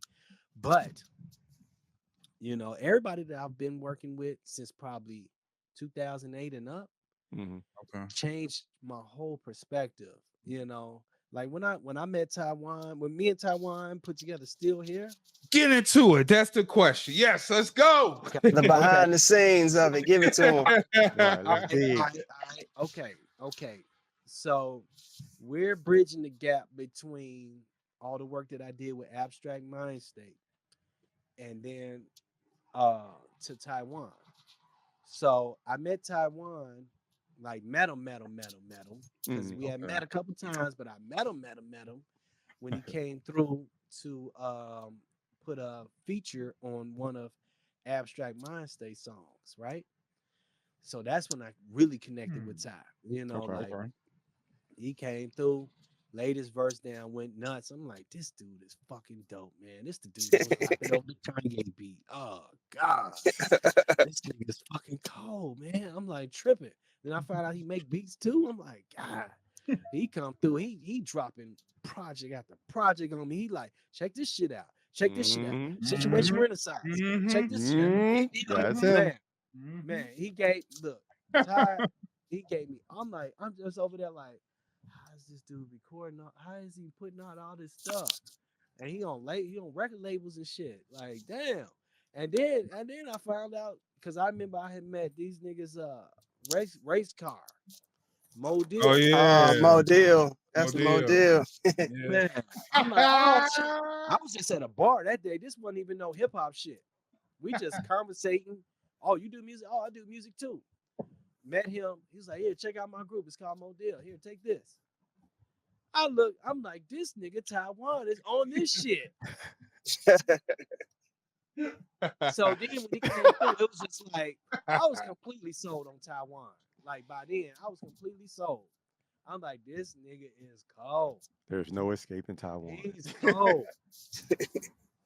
I'm sorry, am I cussing too much? I'm sorry. Nah, Nah, you good. you all good, boy. But I'm like, man, this dude is cold, man. So we started working on Still Here. You know, I sent him see come through, pick out some beats. You know, that was my way of working back then. Play beats for like 24 hours, and then you pick your beat. You know? Right. So that's what Taiwan did. So that's what Taiwan Damn. did. Sat there, Yeesh. listened to every beat that I've ever made in my entire life. All Hey, cause you know, I sit there and listen. all 85,000 of them. Right. You know, 5011 beats. we was just vibed out, man, and that made that project, man. And you know, I'm like, you know, the response from it just blew my mind. You know, this is MySpace now. This Yeah. they was Yeah. not ashamed to show you no love on your Mhm. music because Right. it wasn't everybody wasn't doing it. You know, Right. you were running to the occasional motherfucker that did music. Right. Mhm. And then, you know, like I was saying earlier about Another Bad Creation, you still have that celebrity aspect, Right. Right. you know. So the Right. other folks, the regular folks, when they see us doing our celebrity, You know, it's you know, they see that shit on MySpace. That's what MySpace was. Right. You know, and that's what gave birth to social media now when That's everybody true. think they famous, you know. Yeah, that's true. Because MySpace Because kind you of used to created put your that music out on your profile and have your whole Yeah. that's the production. You thing. have your one sheet, all that shit on there. But that's the thing, guys. Yeah. Your music had to speak for itself. Because if But- they yeah. didn't Yeah. know who the fuck you were, when they Right. clicked on your shit, you add them as a friend. Who the fuck is adding me as a friend? Right. That shit better be First thing they banging. got to do is And listen. what you only had like 3 songs. It was like 3 to 5 joints. So you only had 3 shots to make an Yeah, impression that's on there. it. That was a That's it. literal If you had literal bangers, demo. if you Yeah, had man. bangers on that shit, man, Yeah. niggas fuck with you. That's why niggas got deals. That's why we got Soldier Boy. Facts. That's why we got motherfuckers like Wiz Khalifa. Yeah, Mm. that's true. Currency. Yeah, yeah. The Currency had deals. MySpace era. Holy moly. Currency had a fucking deal. Yeah. Multiple deals. Yeah. Niggas didn't know who the fuck Currency. He was one of the 504 boys. Yep. Niggas Yep. didn't know who the Yep. fuck he was. For real? In space, he got on that clown, act like an ass, and fucking fuck shit up, and niggas started fucking with him.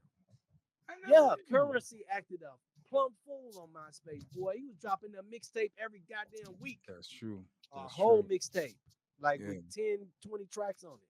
Yeah. Every No, not goddamn slowing week. down. Yeah. He acted a full ass on MySpace, boy. And So- he is who he is today because of those days. That's Mhm. true. Yeah, So yeah, yeah. still here, definitely. I even tell Titus, you know, that's kind of like. Drake. I'm sorry. I just thought about something. I'm sorry. I cut you off. Go I'm ahead. Go sorry. ahead. Go ahead. Drake's motherfucking ass was on there too. He was on MySpace. Yes, Drake I, and Nicholas damn, F. I don't remember this. Drake and Nicholas F was on MySpace. They had a song featuring Malice from the Clips, and they used to Wow, follow me. that's a twist right there. Yeah, that is. Yes, they used to follow me too. That's crazy. That's when I first heard of Drake. Drake was not the Drake we know today. He was like one of that's so A weird. spitter. One of us. Should I say Yeah. I that? wouldn't say that, but just he was on He the. was one of us back then. Yeah. I He was welcome. He was welcome to the party, but he Before he wasn't one became of a pop us. star. Heavily influenced by Fonte, of course. You know, Yeah. he said that shit. Yeah, he did Heavily say that. influenced by like 50 and Joe Budden and shit like that Yeah. back then, you know. Yeah. So Yeah. you know, it was kind of, you know, you knew he might do something. I didn't even know he was on Degrassi, to be honest with you, back then. I just knew him from MySpace. I never That's it. watched The Grass. Me. Yeah, I just knew him. I just knew him from MySpace back then. I never heard of the show. Mm. Yeah, he was on there too. But I'm sorry, Kaz. I just want to say that real quick. Nah, when get I your cut point you off. across, nigga. We gotta talk about Drake and MySpace. Look, I'm gonna fight for MySpace. Like motherfuckers that know But me not- know they yeah, talk yeah. about MySpace still to this day. Mhm. Because that was the realest shit. Like it was perfect. You can search for people by area code and taste Yeah. and likes.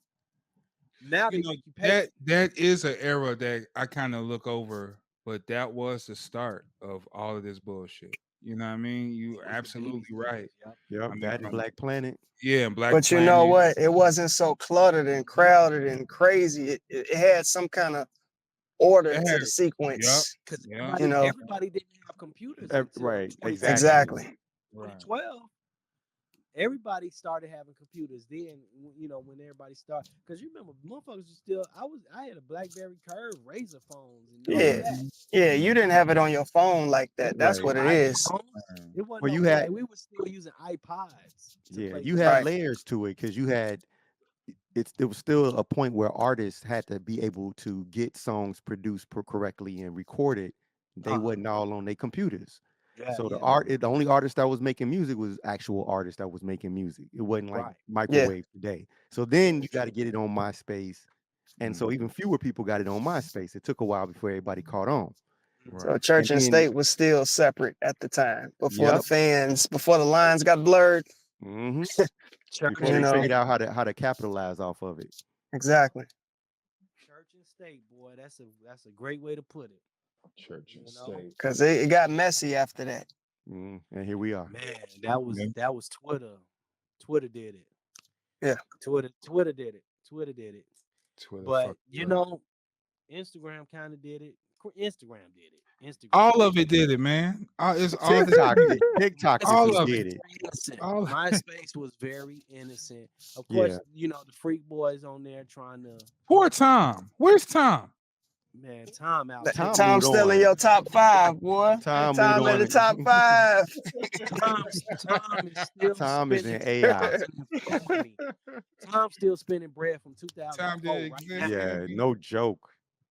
Tom didn't Nigga, exist. He Justin got them Timberlake. no, he's got the AI glasses he focused on now. He just did the demo for for this future of AI glasses, augmented Oh, reality really? glasses. Okay, Yeah. Tom. So he Meta's has Meta's it. doing them. He Okay. has it. All Oh, right. is he with the Meta team? Yeah. He is. At least that's the last he did the presentation. That's very interesting. It's scary, but that's very interesting. Yeah, Wow. much so. Wow. But yeah, All man, right. that's gonna be the next shit. Y'all know that, right? The Meta Yeah. glasses. Y'all probably already talked about it. They already here. What you talking about? Yeah. Right. Yeah.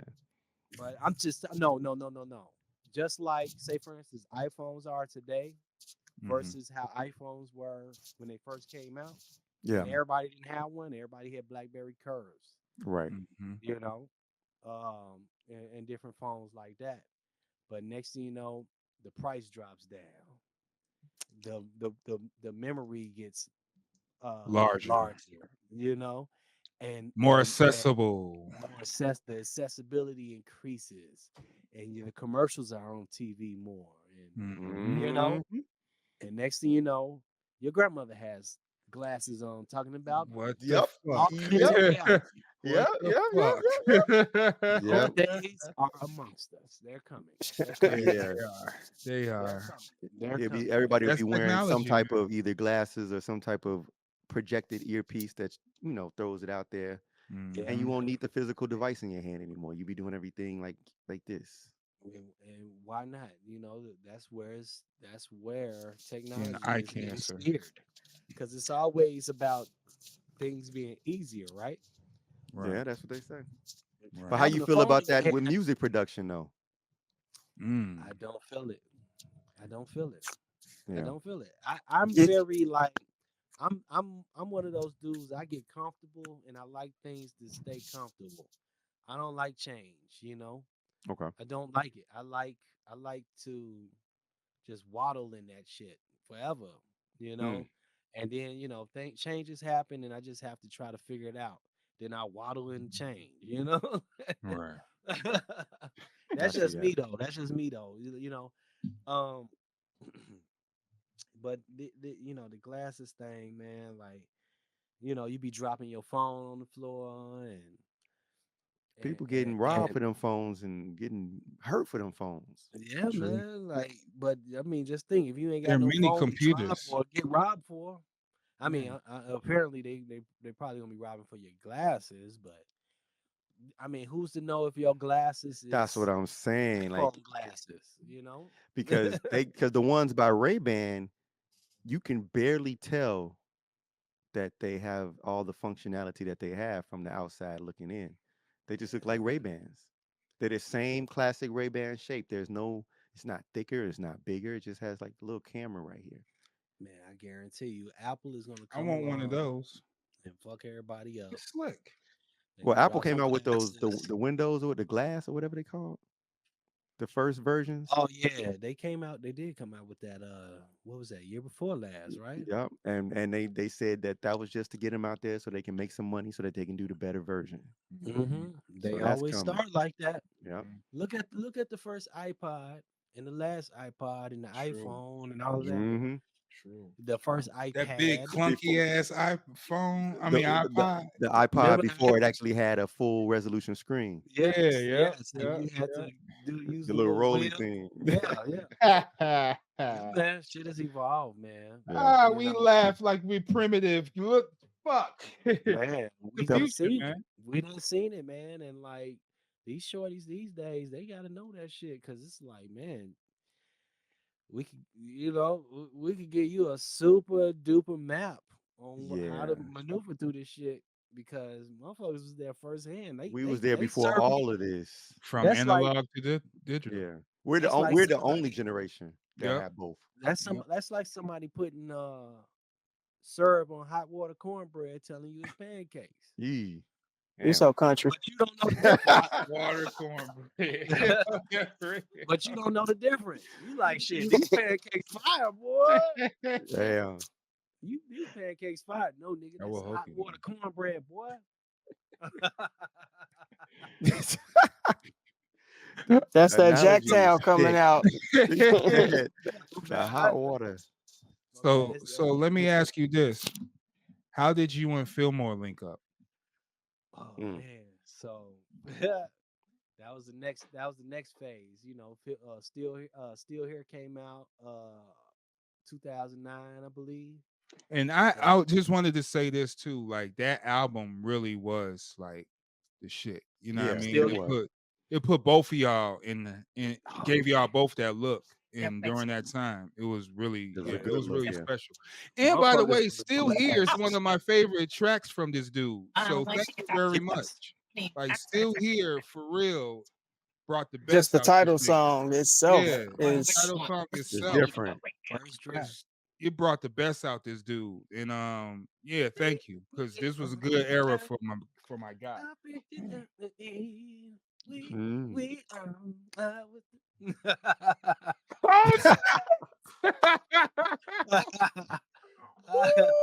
The way that shit sonically sound, brother. I'm telling you, man. Thank you. That album treated a lot of people because Taiwan had his thing going.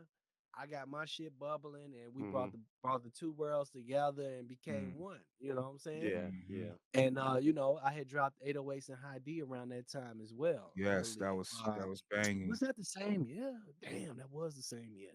Because Still Here came out in April, right? Or March? May? Maybe. You there, Taiwan? I was waiting for Tyler to respond. He's not But here yet. anyway, I believe it came out that spring, and then I dropped 808's and Hadee.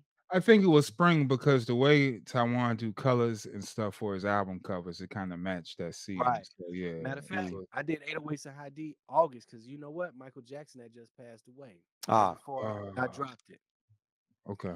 Which fucked me up, man. That hurt my soul, man. Yeah. Michael Jackson passing away. And Still Here drops, 808's and Hadee drops. Yeah. I'm doing shows. I'm doing like 3 shows a week and shit. Like in Chicago alone. Like I'm not going outside of Chicago nowhere.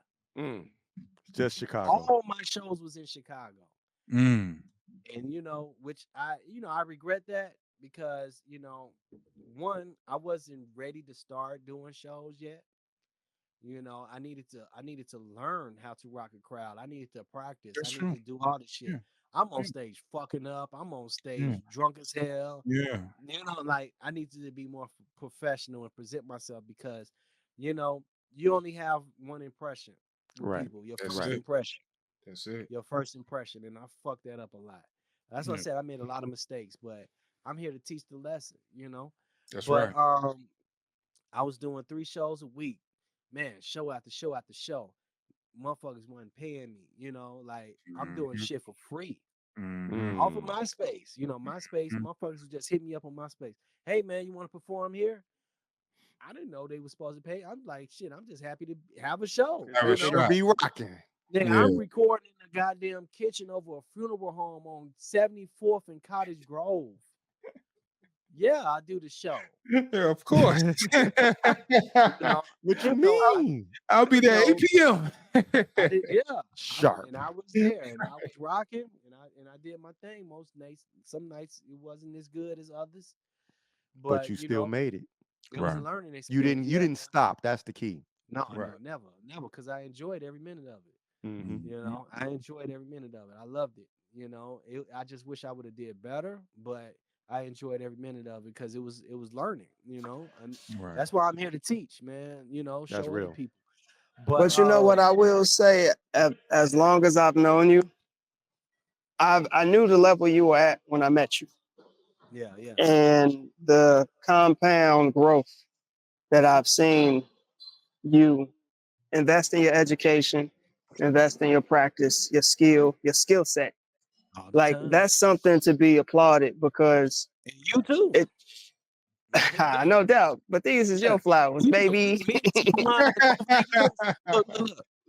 Over the years, me and Taiwan, we've been learning shit together.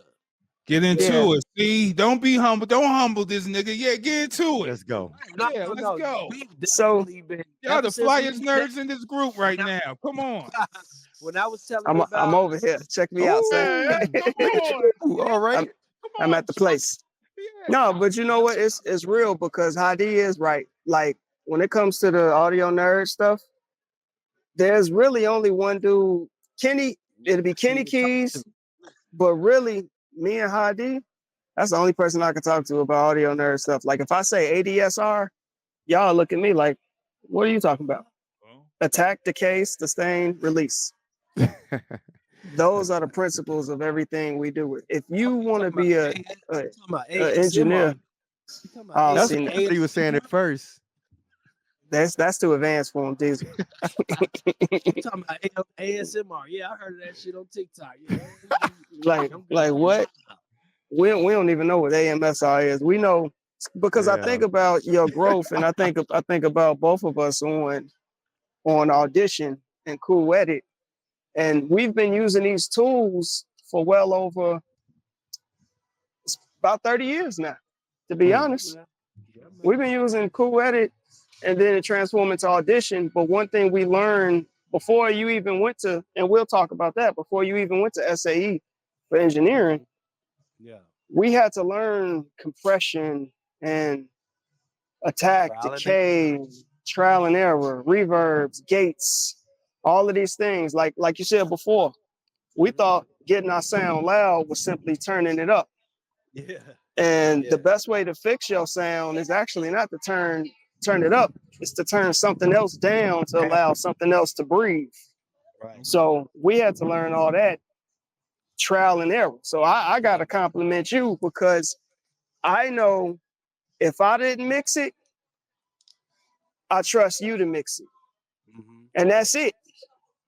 Like you my man, you my parallel. I trust my mixes and your mixes. Everybody else, likewise. I kind of gotta test it out and say, how do it sound first?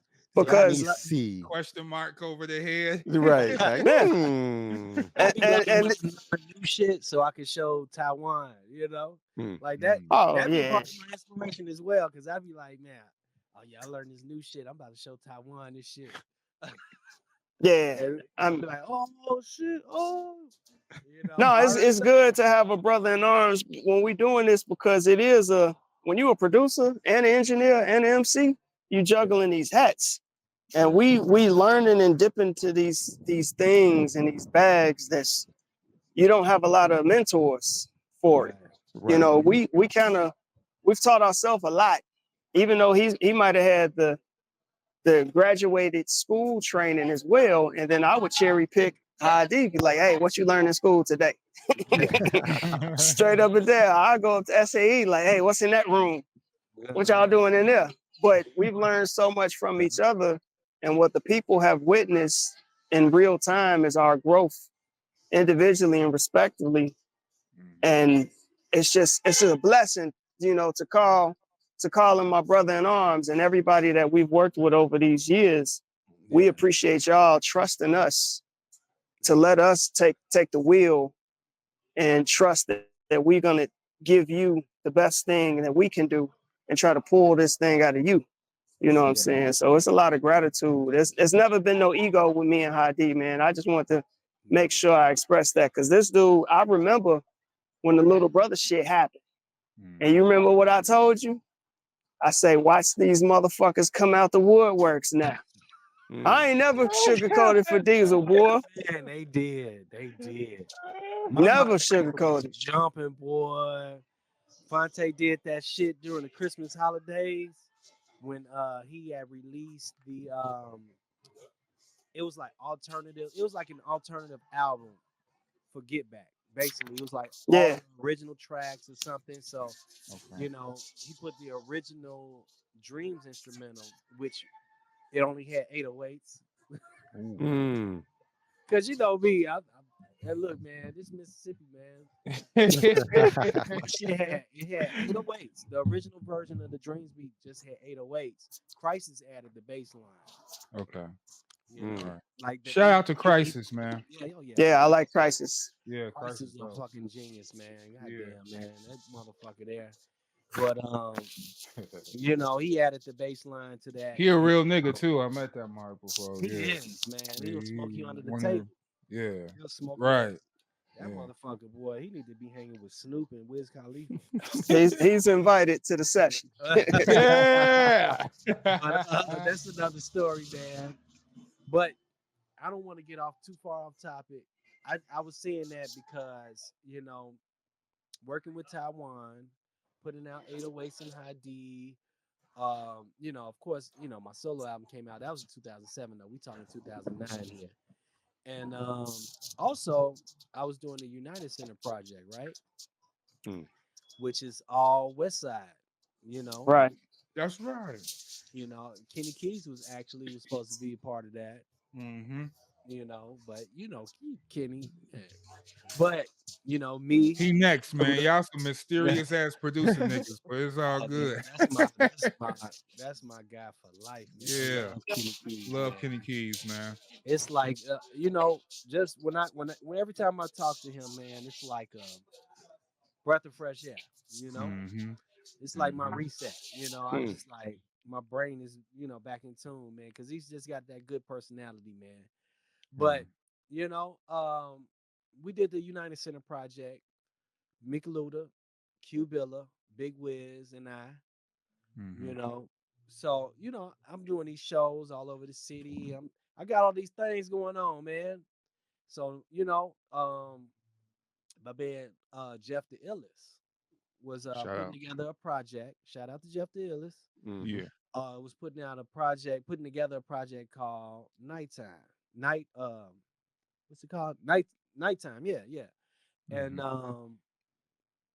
he brings Philmore through on a record that we were doing with it was Philmore, Lennon from Project Mayhem, and Crystal Lejeune. Oh yeah, okay. Yeah, man. And I chopped Crystal. up that same. Oh man, boy, I love that beat. I chopped up that same shit as Magnum Opus. Oh, Yeah. Looking for the Magnum, searching for the Opus. That's what them horns on there. That's that. Yeah. But mine went boom.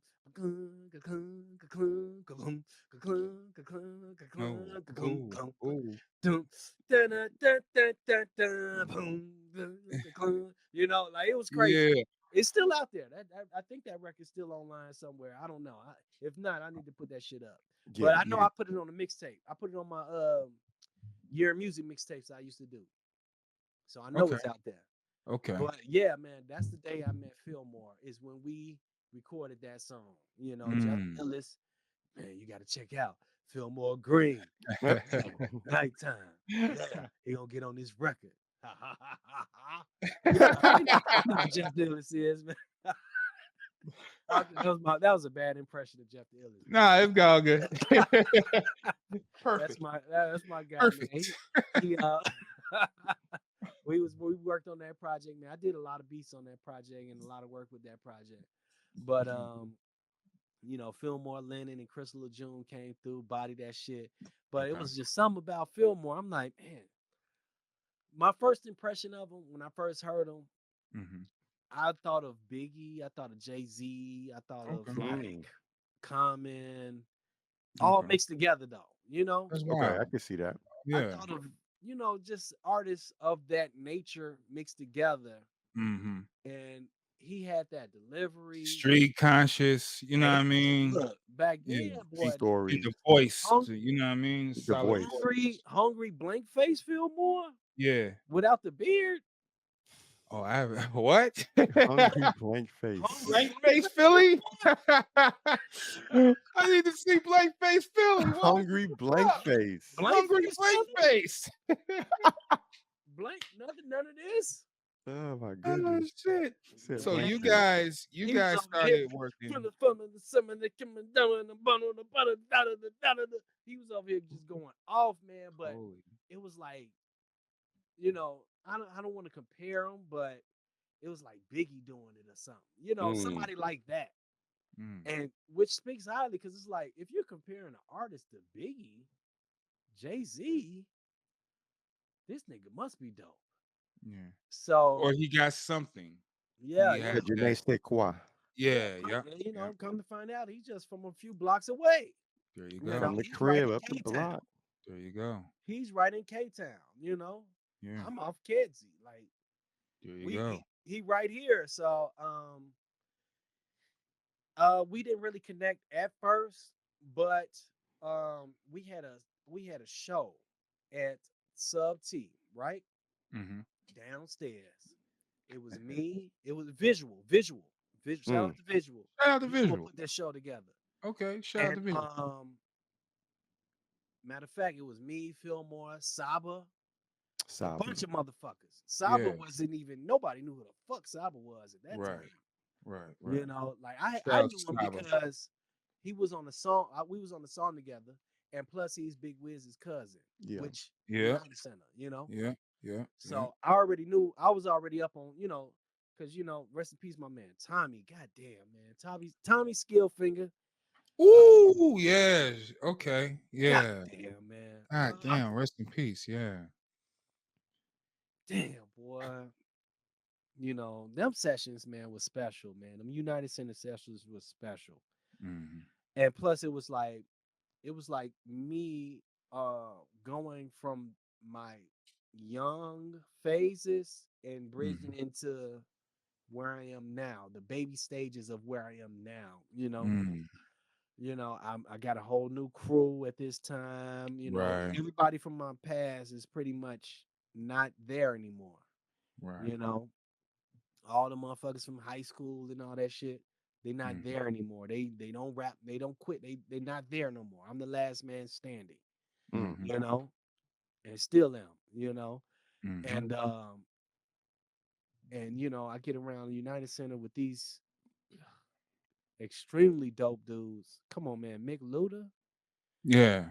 Yeah. Talk about the coldest MC from Chicago. Y'all, Yeah. if y'all not Mick mentioning Luda. Mick Luda, Yeah. you're not speaking any kind of language. A lot of people don't though. Yeah, you gotta remember the Mick. Yeah. You're not. Luda, man. Shit, what's wrong with you? I mean, Shout honorable mention or nothing. Like, Right. Come I on. can't really. You don't know who he is. Like, Right. I can't. We not thinking on the same level. It's not on the same frequency. That's all it is. That's all it is. It ain't no discredit. It's just we not thinking on the same level. Right. But man, working with them guys, man, goddamn Tommy, man, making them dope ass fucking beats, man, showing me all kind of shit because he was a cold ass engineer as well. Mm-hmm. He made dope ass beats, but he was a cold ass engineer as well. He could mix some shit. He could mix the fuck out of some shit, man. And he had the other half of the United Center album as well. Okay. I had one half, he had the other half. We did like 20 something records, man. That's crazy. And his half was bigger than my half, actually. Wow. But that album is definitely gone now. Wow. But yeah, man, that just bridged the gap, because like basically what I'm trying to say is motherfuckers knew who the fuck I was by the time 2010, 2011, Oh yeah. Yeah. Your name was out. Yeah. I was with you one time and we was at the the Swan,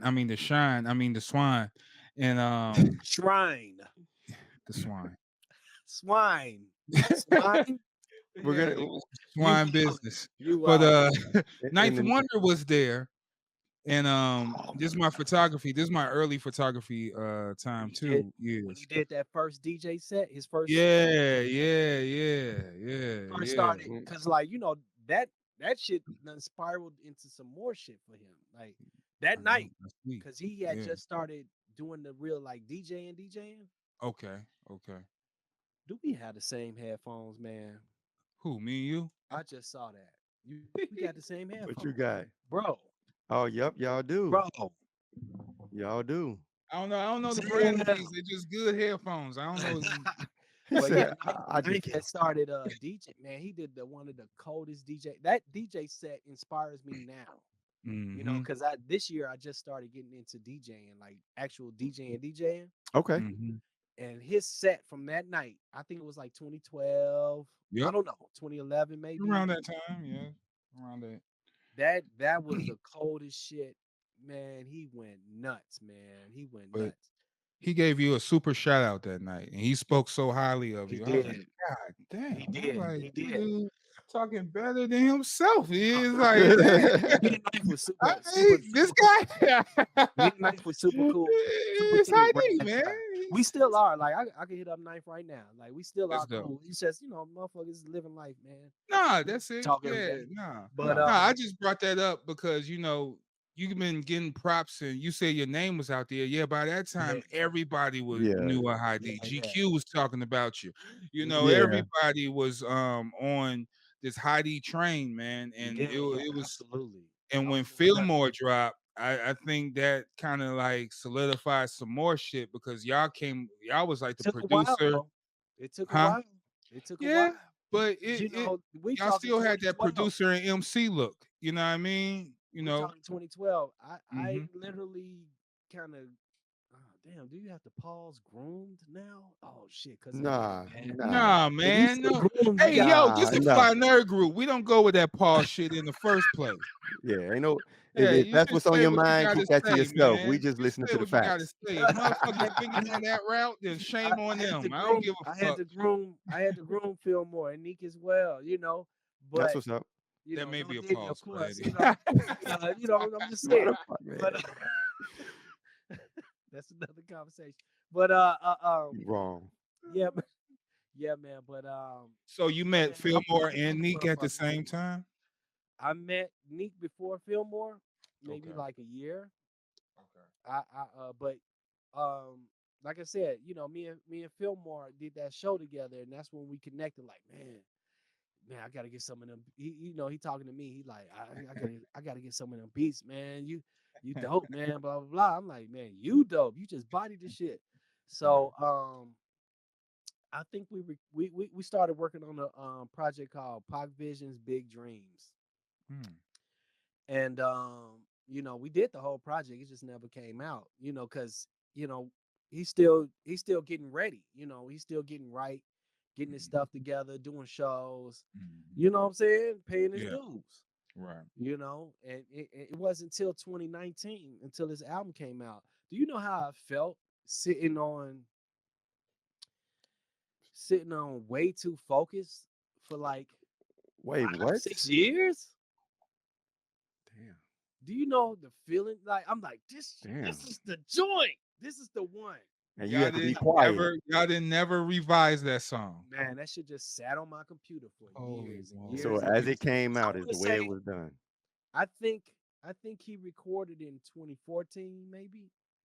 He recorded it, and it didn't come out until 2019.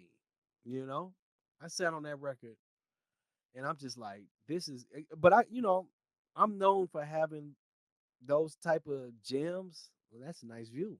Yeah. I'm known for having those type of gems in my hard drive. I do have a lot of You those. got a You in mind, huh? Taiwan. You Sitting there, Taiwan. just sitting Taiwan, there. You got bangers. Taiwan has a gang of all kind of media. Period. Yeah, Yeah, that's yeah. a fact. He got a He gang Batman. of media. You got a crazy naming convention for your collection of production too? Like he just number his and he just be like, I'm on 870. This 875. No, beat. Hadee's system is worse than mine. Y'all think I'm my system is crazy. hey, What? you're not even gonna remember the name of a Hadee beat unless you Yeah. write it down and figure out the equation. Yeah, like, I give motherfuckers a number and they like, damn, you won't beat 900,000 and 500? I'm like, no, that's not that. That's not beat. That's my like serial number that I basically make. It's like a scoop. What? A serial number? Yeah. So it makes sense to you. Yeah. It definitely makes sense to me. Like if I see the school that I make, I'll know the date of the beat, the number of the beat in the folder that's in, the year it was Okay. made, and Okay. tempo and Okay. all of that in That's just all a in your scope. serial number. So Yeah, it's like yeah, a yeah, yeah. social security number for each one of your beats. Yeah, absolutely, absolutely. Yeah. That's why, you know, Okay. when I back in But during you the know the pandemic. traits, you know the whole background trait of it. Like, yeah, I made Yeah. it. It's the And Yeah. Hadee during the decimal pandemic, system. I was posting a lot of beats on Instagram, and you know that was like my beats for people to select from. You know, if they, oh man, I want a beat, I want a beat. Well, just go to my Instagram, get the beat. You know, Mm, tell me which beat you want. Give me the number. mm, mm. Write down that number or screenshot it or something. Send it to me. That way I can find the beat and I can get it to you. So how's that relationship when it came to selling beats and stuff like that? Or did you license them, or how would that work? Like if an artist just wanted to beat flat out, like how would that process go? Like I said, you know, I like being a beat maker, you know, so it's like, man, when you hear a beat you want, you get it from me and you do whatever you got to do with it to make it fire. I already know you're a dope artist because we're talking, you know. There you go. If you're not good, we don't even Yeah, we ain't even have a conversation. conversation. I There mean, you go. that's just being real, you know. Yeah. We don't even get a chance to even talk, you know. Mm. You got to be dope, That, you know. that's real, Hadee, boy. I'm telling you, it's been times people hit me up asking about you, and I'm like, listen, Yeah. man. Yeah. Hey, what about me? I'm like, man, you gotta wait when he's ready to speak to you, he'll speak. Wow. If you got it, you already know what it is. You Oh know, my goodness. That's real. like I mean, it just speaks for itself that you might have some growth to do. If you don't, Right. you know, that's all. That's all. That's Eh, all it is to it. That's crazy. You know, but that's just it's not something that I planned or do purposefully. It's just the cards I was dealt, and that's just how it is. You know, I mean, that's just how it's been working out. You know, Hmm. yeah. 'cause, So man, what about nighttime maneuvers and all that shit? You had to sit on those too? nighttime maneuvers not as long. Okay. Like, to be honest with you, I sat on that beat for a long time. And Okay. you know what? To be honest with you, I didn't sit on that beat for a long time because you know what? That beat was actually used on Agent Orange's album. Oh, That Mm. same beat. It was do you remember the dude that was on 106 in Park and he was battling motherfuckers and he had red hair? White dude from Springfield, Yeah. Illinois. And he was Okay. Yeah. bodying motherfuckers on 106 in Park and he went all the way Yeah. to the end. Yeah. Well, Old School Ice Cream, who was my manager at the time, was also managing him. no. And man, they whooped my ass, boy. Cause like one weekend I finished up the project that Taiwan that I was introduced with Taiwan, finished that project up one weekend. The next weekend, we recording Agent Orange. These are Mm. full project, 20 songs plus. Yeah. Yeah. Yeah. Project. Wasn't that your first like fully produced solo artist? Not Chapter 13, not Rashid Hadee, but wasn't that the first dude? Not even you and Analogic, because you was ramming on there. But I'm talking about this was the first dude that you produced from top to bottom, right? That's very true. That's very true. Because before I Yeah. remember Steel Hill was the second, because I had to go back and look at like who is this dude thinking he finna come before me? Ah, Yeah, right. I know, right? Like, who's he this Oh, dude? slid in. Agent Horns was cool as hell, though, man. I fuck with dude, man, and he's a super dope lyricist, Yeah, battler. yeah, he's super See, dope. I don't know where the fuck he is these days, or ever mm. since then, because you know, like I said, you know, Old School Ice Cream was managing him, and you know, shit didn't fall right with them, and he disappeared, and then the album disappeared. You know, Oh wow. but people to this day still ask me about that Agent Orange mixtape. Still ask me about it to this day. To this day, Let's go. because man, on MySpace, every track had Right. 5 million plays. This was before streaming and shit. Get You them. know, this Right. was Yeah. There it play is. 5, 10 million. After he was Hmm. on 106 in Park, man, that shit went stupid. Yeah. Wow. That shit went stupid. But Wow. one of those beats and actually some beats on Philmore's next album is coming out on Mellow Music. Yes, It's sir. on there. Yeah, no, not on the album, but one of the bonus tracks actually. It's Fillmore said that album kicked y'all ass.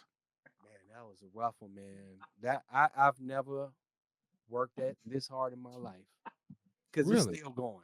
Like, but I'm telling you, since last year in August Mhm. when we started finishing it up, Yeah. putting it all together, and last year in August, Yeah. man, this was a rough one. And see, the reason why it was so rough is one, it's different. It's a lot of different producers on there, and of course, You got to level everything out, right? right? You got to level Yeah. everything out. Motherfuckers be wanting to be on their grimy shit, Yeah. and and had the over compressed beats and on the master bus and all of that, and it's hard to make that shit work, you know. Mhm. And then it sound like if you have a beat, yeah, it's cool and all when it sound like it came off a cassette tape. But Oh when we shit. putting together an album and I gotta clean that shit up, Yeah. No. it's hard, man. It's hard. And then we recorded like we recorded in different like we didn't really record at in my lab, you know. We Oh, recorded like in random places. Like we recorded at Ty Hill Studio. Shout out to Ty Hill, shout out my to Ty man. Hill. Super shout. We recorded in we got an Airbnb one time and just recorded in the living room Oh. on a few tracks. Like you can literally hear it on some songs. Like if you on your engineering shit and you got that type of ear for reverb and stuff, Mm. you can hear like damn, it sound like the reverb of a big ass living room, you know.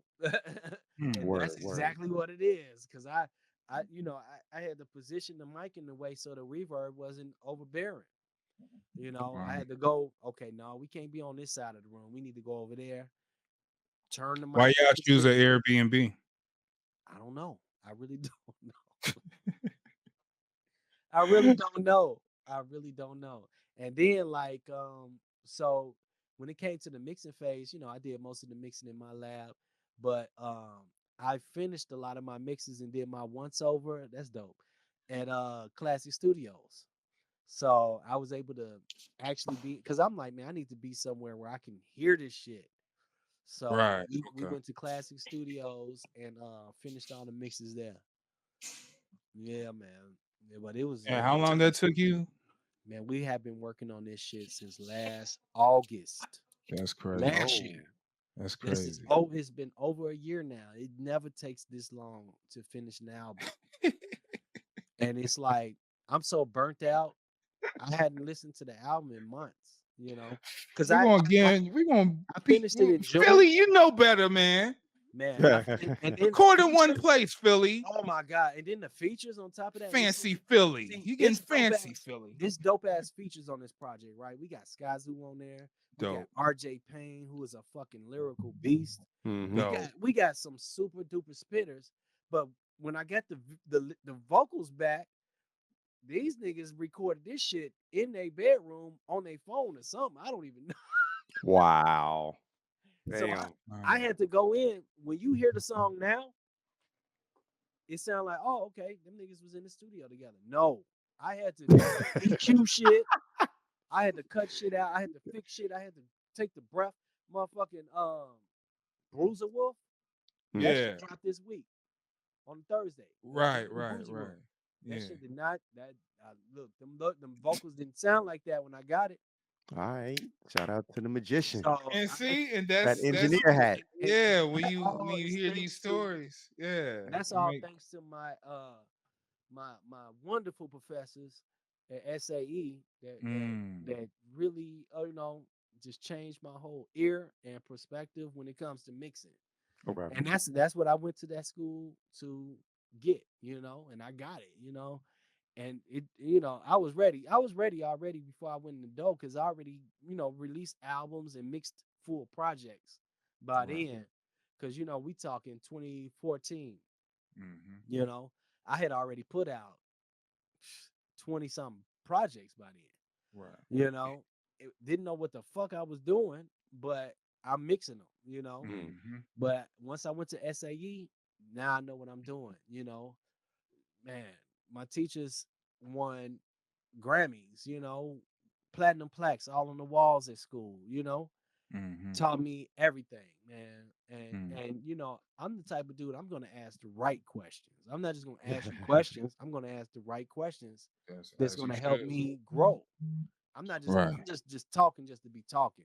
And see, that's the Word. problem. That's a lot of the problem that we had at school. A lot of people was just talking to be talking, Mm-hmm. and then you know, I would have to just put things back into perspective to help everybody. You know, Yeah. shit. One of my classmates won a Grammy. Oh, really? Yes, off of Chance the Rapper shit. Ah, Ah, Mm. Yeah. Sat right that's next dope. to me the whole time in class. My man, no way. okay. You should have Yeah, copied his notes. man. Look, we both had the same notes. We What's both wrong had with the you, same. man? Look, we sat right. I'm telling you, we sat right next to each other, and we learned together, man. You know, because he Mm. already had some kind of experience as well. You know, Okay. because he made beats and recorded, you know, stuff. I don't think he rapped or nothing, you know, didn't like perform or nothing like that, but he did all the behind the scenes work, and you know, now I believe he's working with like I think he worked on Brittany Carter stuff and Shout out to Brittany Okay. Carter. some other stuff here and there. You know, that's my guy, man. We went to look. Look, man, won a Grammy, man. No, Crazy. I hear you. No, That's that's dope. crazy to me. That's I dope. should I should have did that internship with him. He sure told me though. See, I Before told you you should have studied the notes, before motherfucker. I ain't lying. Shame before on you, the Cos. day, You the know day what he the fuck went I'm saying? the day he went for the internship, and I was so stupid for this. The day he went, he was like, "Man, come on," you know. And one of my other classmates went with him too, and they both got internships there.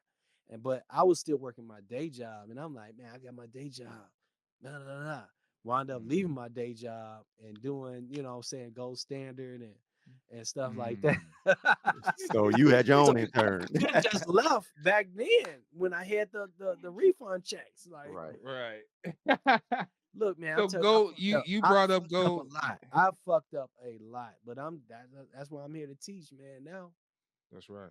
I'm here to show people where I fucked up at, because I, you know, being so close to really, really, really, really, really, really being out there is Mm-hmm. really crazy. You know, when you know, just having that feeling of one night feeling like fucking Kanye West and shit. You know, just one Yeah. night of that, like, man, I'm Kanye today. God damn. Nah, you I'm Hadee, selling man. autographs in this bitch. Motherfuckers is everywhere. Everybody looking at me. You Yeah. know? Mm. Yeah. Like, man, you the coldest in Chicago ever. Like, I am? Oh There it shit. is. You telling me this? But Yeah. yeah, man. Yeah. I've had nights like that for sure. For sure. Word. So GSC and Neek, how did you meet up with Neek and link up with GSC and how all that Yeah. So developed? I met Neek probably like 2010, 2011-ish. Shout out And to Neek. we had a show at Elastic Audio out there in Logan Square. Yeah. Crime Meridian, Ad 2, Right. you Right. know. Right. So we all was rocking that day. And that's when I met Neek. And Neek actually, I believe he said he was hitting me up before then, but I never saw his messages, you know, because I'm telling you, man, I was out there, like I was getting hundreds of messages every day, motherfuckers telling me, Yeah, "Man, nigga. can we link? Can we link? Can we link? Can I get a beat? Can I get a beat?" Yeah, nigga. After that little brother shit, man, look, I'm telling you, man, when you get just a small taste of the shit that niggas like Jay-Z and Kanye West and all these niggas go through, a Mm-hmm. small taste of that, Mm-hmm. and it's just you, it's not no machine behind you. You gotta Right. have, like, you're gonna miss those fucking messages. You're gonna miss it. Mm. So I believe Nick said he was hitting me up probably like a year before we actually even met. I don't know if Wow. that's quote or verbatim. Probably so, because you hard to get in touch with. Yeah, Don't man. act, yeah. But we got a chance to meet in person that night. You need smoke signals for Hadee. You need to send out a pigeon and shit. He a busy man. He a busy man. I'm telling you, man, look, that shit was crazy, man. Them days was crazy, man. Them Yeah. days was crazy. Look, man, talk about the inbox getting flooded. Niggas was sending me their music, beats. Man, I done had my fucking Gmail hit the limit so many fucking times. It's Wow. crazy. Where I had to Wow. just go through deleting shit. Yeah. So you should have hit him with the 2222222. I should have changed my Gmail at least 20 times by now. But I keep the same one because I it's Rashid Hadee at Gmail. It's out there now, yeah. Yeah, well, it's really out there now. I just said it, but I mean, So it's not- who's your favorite artist to work with? out of everybody? Yep. I don't have I mean, I guess myself. That's a good answer. That's But, a good That one. definitely I counts. Yeah. I like working with everybody that I work with. I really love working with. Okay. Dope. That's And, good. you know, that's been my life for like the past decade. You And know? that shows a good producer because they put in the love that you need. You know what I mean? And the energy that you need to make Yeah. that sound right. Like you're gonna Yeah. put in the real good care. Because that's what Ty do. That's what Kenny Keys do.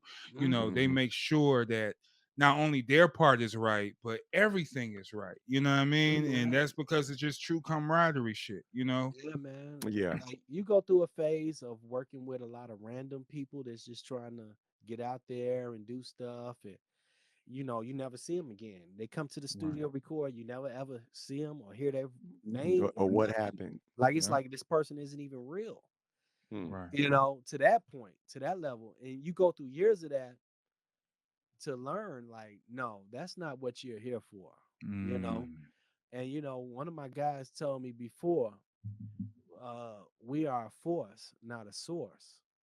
When you're a force and you're not a source, those are two different worlds. Like if you're a source for people, you could just pull up back in the day the yellow pages, just Google.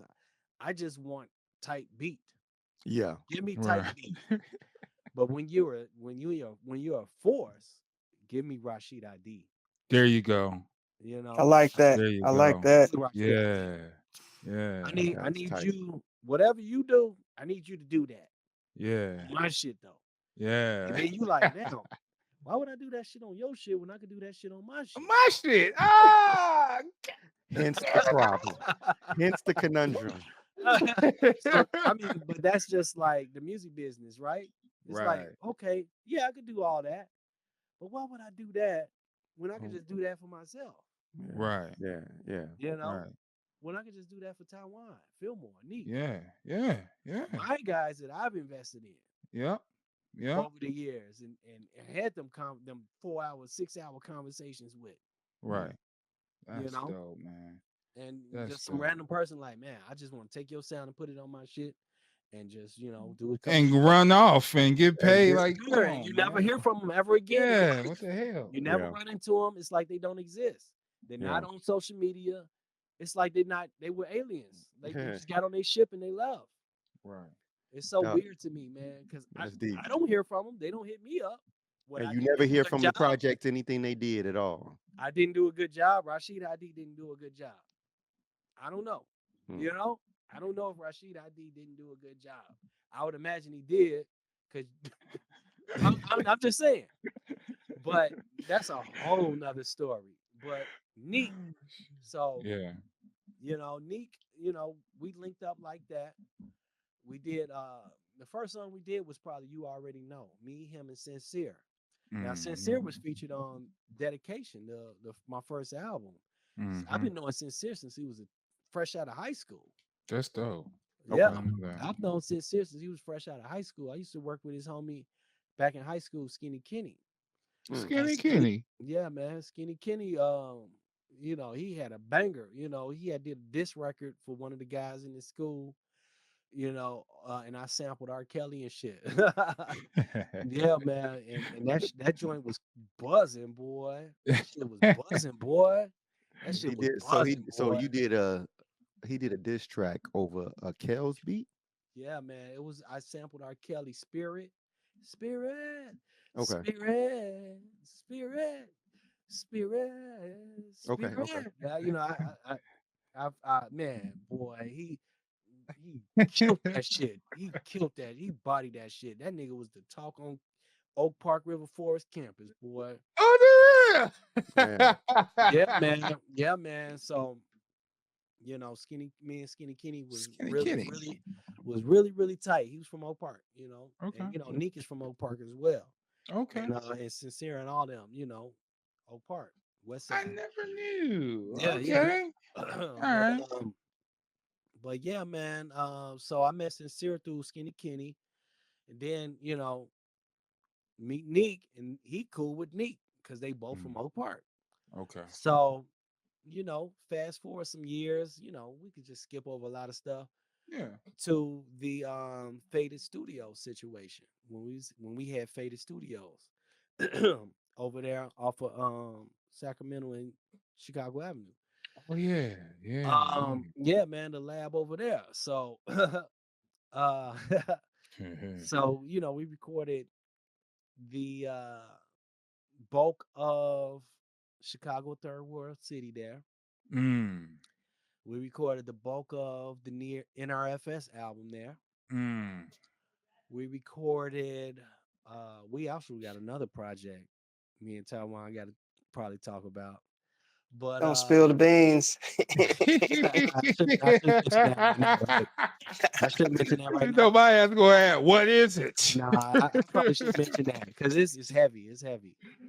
Okay. Man, we had some crazy, let's just say Faded Studios, man. And you know what? My man Indy that owned the studio actually just passed away, man. Oh wow. This past week, man. No, My rest in condolences. peace. Yeah. Yeah, man. He just passed away, man. Oh my God. It's just crazy this year. This Crazy. But September been a crazy month, man. Yeah, it's been crazy month. yeah, man. But we wound up putting together the NRFS project, me, Neek, Fable, and Sincere. The first song we recorded though was at Mulatto Patriot Crib. Shout out to When he was MP. him and Prob Cause was staying up I can't Up remember north. where. Yeah, up north somewhere. I can't remember Yeah. where. Yeah. But we recorded the first NRFS joint there and shot the video. Okay. And APJ shot the video. My man. Shout out to APJ. Man, shout out. Gotta APJ. get you on here too. That motherfucker's a legend now, boy. I mean, when he was Yeah, first getting it in. That's true. Yeah. I mean, when he was first getting it in, boy. Yeah. Shit. Yeah. Cause he did a couple videos for the Oral Sex Project. Absolutely. You know, so that's when I first met APJ, and he was already working with Neek, and he did some one-off singles like Hit the Hood. Me and Neek put out Hit the Hood. Okay. He did that video. Yeah. Which that song was so dope. Yeah. It was very 20 teens sound though, but it was very dope. It was very dope. Okay. But anyway, yeah, man. So, which led to the NRFS project, man. Working at Faded Studios. We put the NRFS project out in 2021. What came out first? Was it Prime Diesel or NRFS? Well, NRFS was finished before Prime Diesel. Right. So publicly, Prime Diesel came out first. Okay. So, but it was the same year though, I believe. Yeah. Because our artwork was done. The artwork actually was done before Prime Diesel came out. Oh but man. NRFS just didn't come out. It was been done. Matter of fact, the photos from Irv was been done. You talking about for NRFS? Yeah. Man. Shout out to Irv, man, who snapped on the photography. God, Yeah, shout out to Irv. that picture is A fellow Virgo, by the way. We dominate. Yeah, man. Gotta relax. So that picture we still in the season. I remember when I first saw that picture, I'm like, this is the album cover. And then the reverse, because the the front cover is showing our backs with the NRFS jackets on, and the back cover is showing our face. You know, so I'm like, this is the album right here. This is it. This is it. And you know what? That goddamn that goddamn Another Day, Another Dollar, man. That's my top streaming track. Really? Yeah. Out of Okay. everything. I'm like, damn. That shit beat out everything. And it's still streaming like crazy. Motherfucking Spotify tried to that shit streaming so hard. Spotify tried to report me to Tunecore, For saying what? that we got fraud streams. Talking about Tunecore hit me up like, man, whoever's your PR and whoever's doing this, I'm like, nigga, this ain't no PR. We didn't even This is expect real this to do natural no shit. We didn't expect Wow. this shit to do nothing. We ain't shot one video. Wow. We haven't even posted about it since the album came out. Wow. You know, Wow. so you know, you think we got some fraudulent streams, but we didn't even expect it to have what it has. Mm-hmm. You know, we didn't expect to see that shit hitting 6 digits. That's I ain't nuts. got, man, that shit's crazy. That's We did nuts. not because we have not promoted that album like that. You know, we haven't got no video, no vinyl pressed up. We got CDs made. We did get CDs made, but we didn't get no vinyl pressed up for that. We didn't send that shit out to radio. We just put it out for our fans. So it's all That's it. organic. Very much so. Very much so. But now Tunecore sending me messages, something threatening to take it down. Take it down. Hey, yo, That's what you wanna do? Tunecore, shut the fuck up, man. Just pay this man, all right? If you want to take it down, Y'all want to take it down to cancel the stream and shit, and then he posts it back up, and then you got to start over again. Get the fuck out of here. Take it Pay down. this man, man. Take it down. You know, I love the project, but it's not a Rashid Hadee project. It's the NRFS project. It's just something we was a joint project we was putting together. You know, Okay. Word. and you know the joint is fucking banging, and it got some classic records on there, and I love every song on there. But if y'all want to do all that, I mean, if y'all Nah, want, man, just because 'cause we it the get a lot of creatives streams, here. We the whatever. creatives here, and then the voice be into the people, man. They like what they like. It is what it is, man. Let It's it rock. whatever, man. That's what they created these platforms for us to do this shit and put the music out and get it to the fans. And this is what happening organically. Ain't no tricks. Yeah, You they some know? haters, So, man. They some it's fucking haters. bullshit. I bet y'all It's don't tell bullshit. Drake that shit. That's what I'm saying. You Nah, know? it's a I bet- different 'cause conversation. y'all expect that. Y'all expect that from Mhm. Rihanna. Y'all expect that Mhm. shit from Beyonce. Mhm. Y'all don't expect nothing from me or NRFS or Neek Right. Right. because y'all like, oh yeah, you should be down by like 10K. You know, you shouldn't Yeah. 20K. Yeah. You don't Like, deserve man, none of those K's. we low key. That's low key what we doing because ain't nobody said shit about it. The Right. people that listen to it ain't said nothing about it. Nowhere. Mhm. Ever. Mhm. They just listen to it. That's what's You up. know, the people that man, I remember when that shit first came out, it was just weird to me to log into Spotify. Cause usually when I log into Spotify, my artist shit, it'd be like, oh, 5 people are listening right now. Oh, 3 people are listening right now. Yeah. That shit came out. It was like 80 people are listening. 60. You know, I'm like, damn. Yeah. Wow. You know, I don't know if it was the playlist. I don't know if it got on the playlist or what, because you know that's how Spotify usually works. It's through the playlist, you know. Okay. But yeah, man, that shit came out and the Prime Diesel came out. Oh my God. So how did that work? How you link up with Race and Simeon? Oh man. That's so okay. All right. Shout out to them, by the So way. so you know, I told that story of 2000, 2007, 8, 9-ish, right? Yeah. With dedication dropping, little brother dropping, working on a United Center, doing hella shows. So during all of that process, I was recording songs with Race and Simeon, you know, and I believe the first ones was on 808's and High D. I You think sure it wasn't that mixtape? Remember when they did the counts? They did do it. Yeah, they did do the Cosm Rock joint. Crack of Dawn. They did do the Crack of Dawn. They Yeah, did. the purple one. I did like I think it was like 6 beats on that shit. Yeah. I think it was like 6, might have been more than that on that Crack of Dawn mixtape. So we was working heavy, man. We was and through the years, we would always still get up. Mm-hmm. We would still always get up, but it started around that time when I was going nuts out here in Chicago, doing shows, 3 shows a week. Yeah. All of them in Chicago. I ain't going to California, New York. I ain't went to nowhere. I'm That's all in dope. Chicago every single fucking show. I went to every venue. And then, at the same time, I linked up with Prime Meridian, bless you.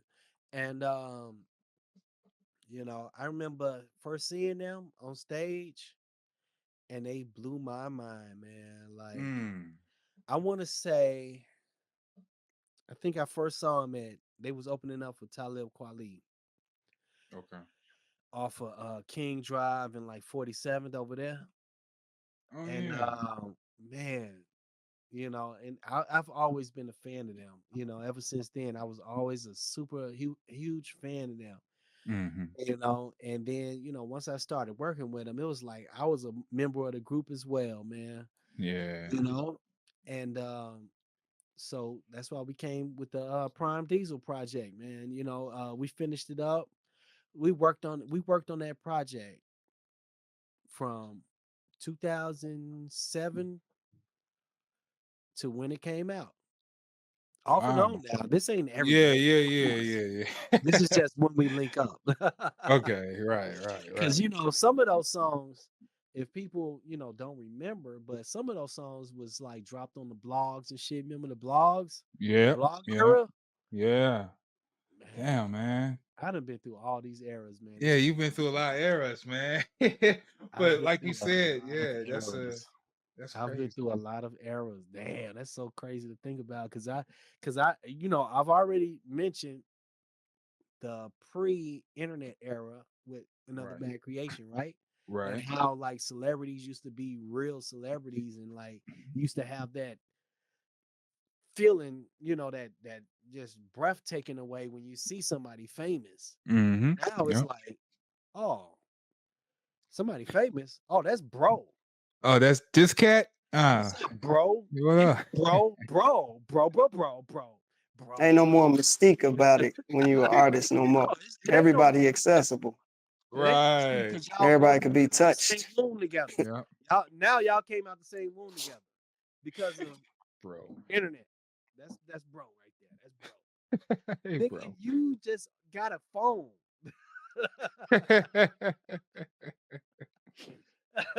My brother. I don't know. I value those things because my brother, my actual real brother, I've never met before. Really? Yeah, I've never met him. Yeah, I to this day, and his name is Hadee as well. His real name is Hadee. I've never met him. Never met him. How many siblings do you have? I have one sister, and her name's Angel, and I have some half brothers and sisters who's my sister's father's, children. Yeah. So I have a bunch of siblings that I came up with. See me when I say stuff, I have to do this a lot. That's just my life. I just always have to do this, But my actual brother, where me and my sister have the same mother, and me and my brother have the same father. But I've never met him before. Yeah, his name's Rashid Hadee. Wow. Wow. But I ain't even gonna go too far that way. No, I don't want to go there. I was just Yeah. you brought it up. I just want to, Yeah, I did. tap But that a little I ain't bit. gonna go too far that way. But Yeah. yeah, man. But I've seen all these different eras, man. Like the innocent phase of the internet and all of that, and then the blog era, then the streaming era, then the pandemic era. That's another era right there. Yeah. So what fuels you? What continues to fuel you to keep pressing it to the highest caliber that you can. You Right. To know, be honest with you, even when you didn't see all these iterations of it. my Right. tank is empty now, man. To be honest with you, because you know what? You tapped? I am. But the thing is, it depends on what we're talking about. So the reason why I say that is this, you know, coming along when I first got into this, you know, before all the craziness of today with the Diddy stuff and all this, like there was 5 mics, there was Mm. Yeah, grams, there was it's Mm. hip about hop skill. polos, there was Mm. magazine covers, there Mm. Yep. was like signing autographs and all of Mm-hmm. that. Mm-hmm. When you actually do take a picture with somebody, like it was It just means something. Yeah. man, you might have to pay for it. Right. It meant a lot. It wasn't just something you could just do on your own. Right. Right. So all of those accolades right there is kind of what fueled me to get into this in the first place. Okay. I've experienced the respect from my heroes and stuff like that. Mm-hmm. So, like I've met Pete Rock, Madlib, Ali Yeah. Shaheed Muhammad, High Yeah. Tech. I've met all Get these 'em. dope dudes. Only dude that I really regret not meeting is Jay Dilla. But that's a whole nother story. But I've met everybody he knows. but like I've reached those. You know what I'm saying? The you respect. reach your you reach your I've had the respect respect. level.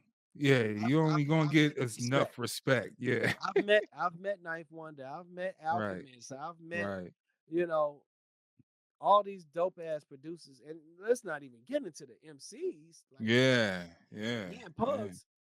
Audacity, all of us opened up Yeah. the Wu-Tang Clan and all Yeah. the Yeah. groups. Yeah. Yep. Yep. You Yep. know, Yep. Yep. so Remember that. Yep. that was like upper echelon shit. And I sold. I made like man, motherfuckers was buying dedication right out my hands from the crowd. Sold out Mm-hmm. crowd. That's They dope. buying it. As soon as we get off stage, they buying it from me. Yeah, that's dope. That's You dope. know, I Yeah. left with a few $100s in my pocket. Yeah, as you Selling those. should. As you should. And As you should. we didn't, they weren't paying. Yeah. It be those shows, man. Yeah. But So with all that's the the stuff hustle. you've done, so far, what is something that you've yet to cross off the list? Something on the checkbox. Like what's next? Like, Yeah. what has Hadee not done yet? Right. The only thing that I haven't done that I really want to do is have a very solid run, like of multiple albums. That's one thing that I really want to do is like drop like I want to have like a run of like 5 albums, like Nas just did with Hit Boy. Okay. So what's A stopping you? volume series. What's Yeah. stopping you from doing it though? Just the motivation, because it's like I said, with all the things that was there when I first got into this not being there no more, I'm not really 100% inspired to, it's like, okay, you want to do this. Well, you're not gonna make any money because niggas is playing your shit for free. They giving Spotify your money, Yeah. and Yeah. then shit, when they do play it, they don't tell nobody they playing it. So but that it's not something I'm bitter about, not at all. I understand because I do the same thing. I completely understand. It's like Mhm. you have to have some kind of controversy for people to really talk about you, and I'm not about to do that. I'm not And about you ain't no sellout, ain't no one tap dancing and doing all that shit either. So ain't nobody about to have me in the news yeah, on some talking these bullshit. crazy. You know what I'm saying? Yeah. It could go any kind of way. Yeah, we don't play these type of games here. No Diddy, no Diddy. Yeah, right. You None of know? that. None of that nonsense. Hell no, none of that shit. But so now, man. Wow. Yeah, Hadee, man. Shit. what's your favorite album that you have so far? Like, what's your favorite project from start to finish that you worked on, produced, or whatever? What's your favorite joint? I don't know if ID. it's corny to say it, but every last one of them, like I put so much into every project, Okay. everyone. Okay. Only thing I could probably give you my least favorite, What's that? but All right. all of them are my favorite. You said the least favorite. Right. Maybe I Like, give you my least favorite. okay. Probably my least favorite is oral sex, but it's like dope. Really? It's super That's dope though. crazy. It was so much behind It that. was You a had a slew of conceptual. videos behind I that. Yeah. don't know if it Yeah. was the work that went into it that turned me off or what. I think it was the work. It burnt me out. We Mm. 'Cause worked real hard on that record. we So shot you shot all the videos though, right, we Galaxy? shot a video for every song on that album, Holy Yeah, moly. it was and crazy. we dropped Rookie, the shout out to video Rookie and shout out to APJ. They also shot videos, but I did along the with Tom. bulk of it, and I had Hadee out there. We were shooting once a week, Man, literally. Wow. that was a burnout session. Yeah, Jeez. Because we dropped the video every week. I remember that. 11 weeks straight because it was 11 joints on the original project. The project originally came out. A lot of people might not know this because it's been so much time. But the original project came out in 2012. Mhm. And it was not officially released. So to Mm. do that much work for a project that you're not making money off of, is not officially released. I can You feel that. know, and that was after that project. Not right after that project, but it was because like after I dropped that project, I released a slew of mixtapes, slew of EPs, should I say, with different producers. Okay. And that whole year I was burnt out. Old School Ice Cream was my manager at that time, and Ah, that was his. All of this is his doing. And that didn't work out too well, didn't it? well, it did. It did work. It did work. It worked great. Because we had a very strong learning experience, and Mm. you know, and that's like that project. I believe makes him who he is today, and makes me who I am today. Dope. Dope. And I knew I had to do something to Mm. level up, because like I said, I got my early years, and then I got my years where I kind of started really figuring this shit out. Mhm. You know, Mhm. After oral sex, I started really figuring this shit out. I went to school, Mhm. got my degree in engineering, and then got my Mhm. degree in music business right after that. Oh, dope. Dope. You know, Dope. like I started really figuring this shit out after that. My rhymes got better, which was Mhm. really the best this Yeah. part of it. I started Yeah. really figuring out patterns and rhyme schemes and adopting that to my flow. Yeah. Because I just used to go, before I just used to write, you know. Right. But I used to the oral sex project. I created structure for myself Mhm. on that project, like as far as patterns are concerned, as far as rhymes falling in the same place, bar after bar. Mhm. You know, if it's a bar on this snare and it's a bar on that snare and the downbeat, on the Mhm. next bar is going to be a bar, a rhyme on that snare, the next snare and the downbeat. That's just Mhm. th- That's the I, structure. Yeah. so that was that whole project was a bridge between my former way of thinking and my newer way of thinking. Even though my newer way of thinking steadily grows, because Mhm. man, it was one book that really changed. Actually, it was two books. Mhm. First, I read a book called The Alchemist. Ah, Y'all heard of yeah. that? Yeah, I read that before. Yep. Paulo Coelho.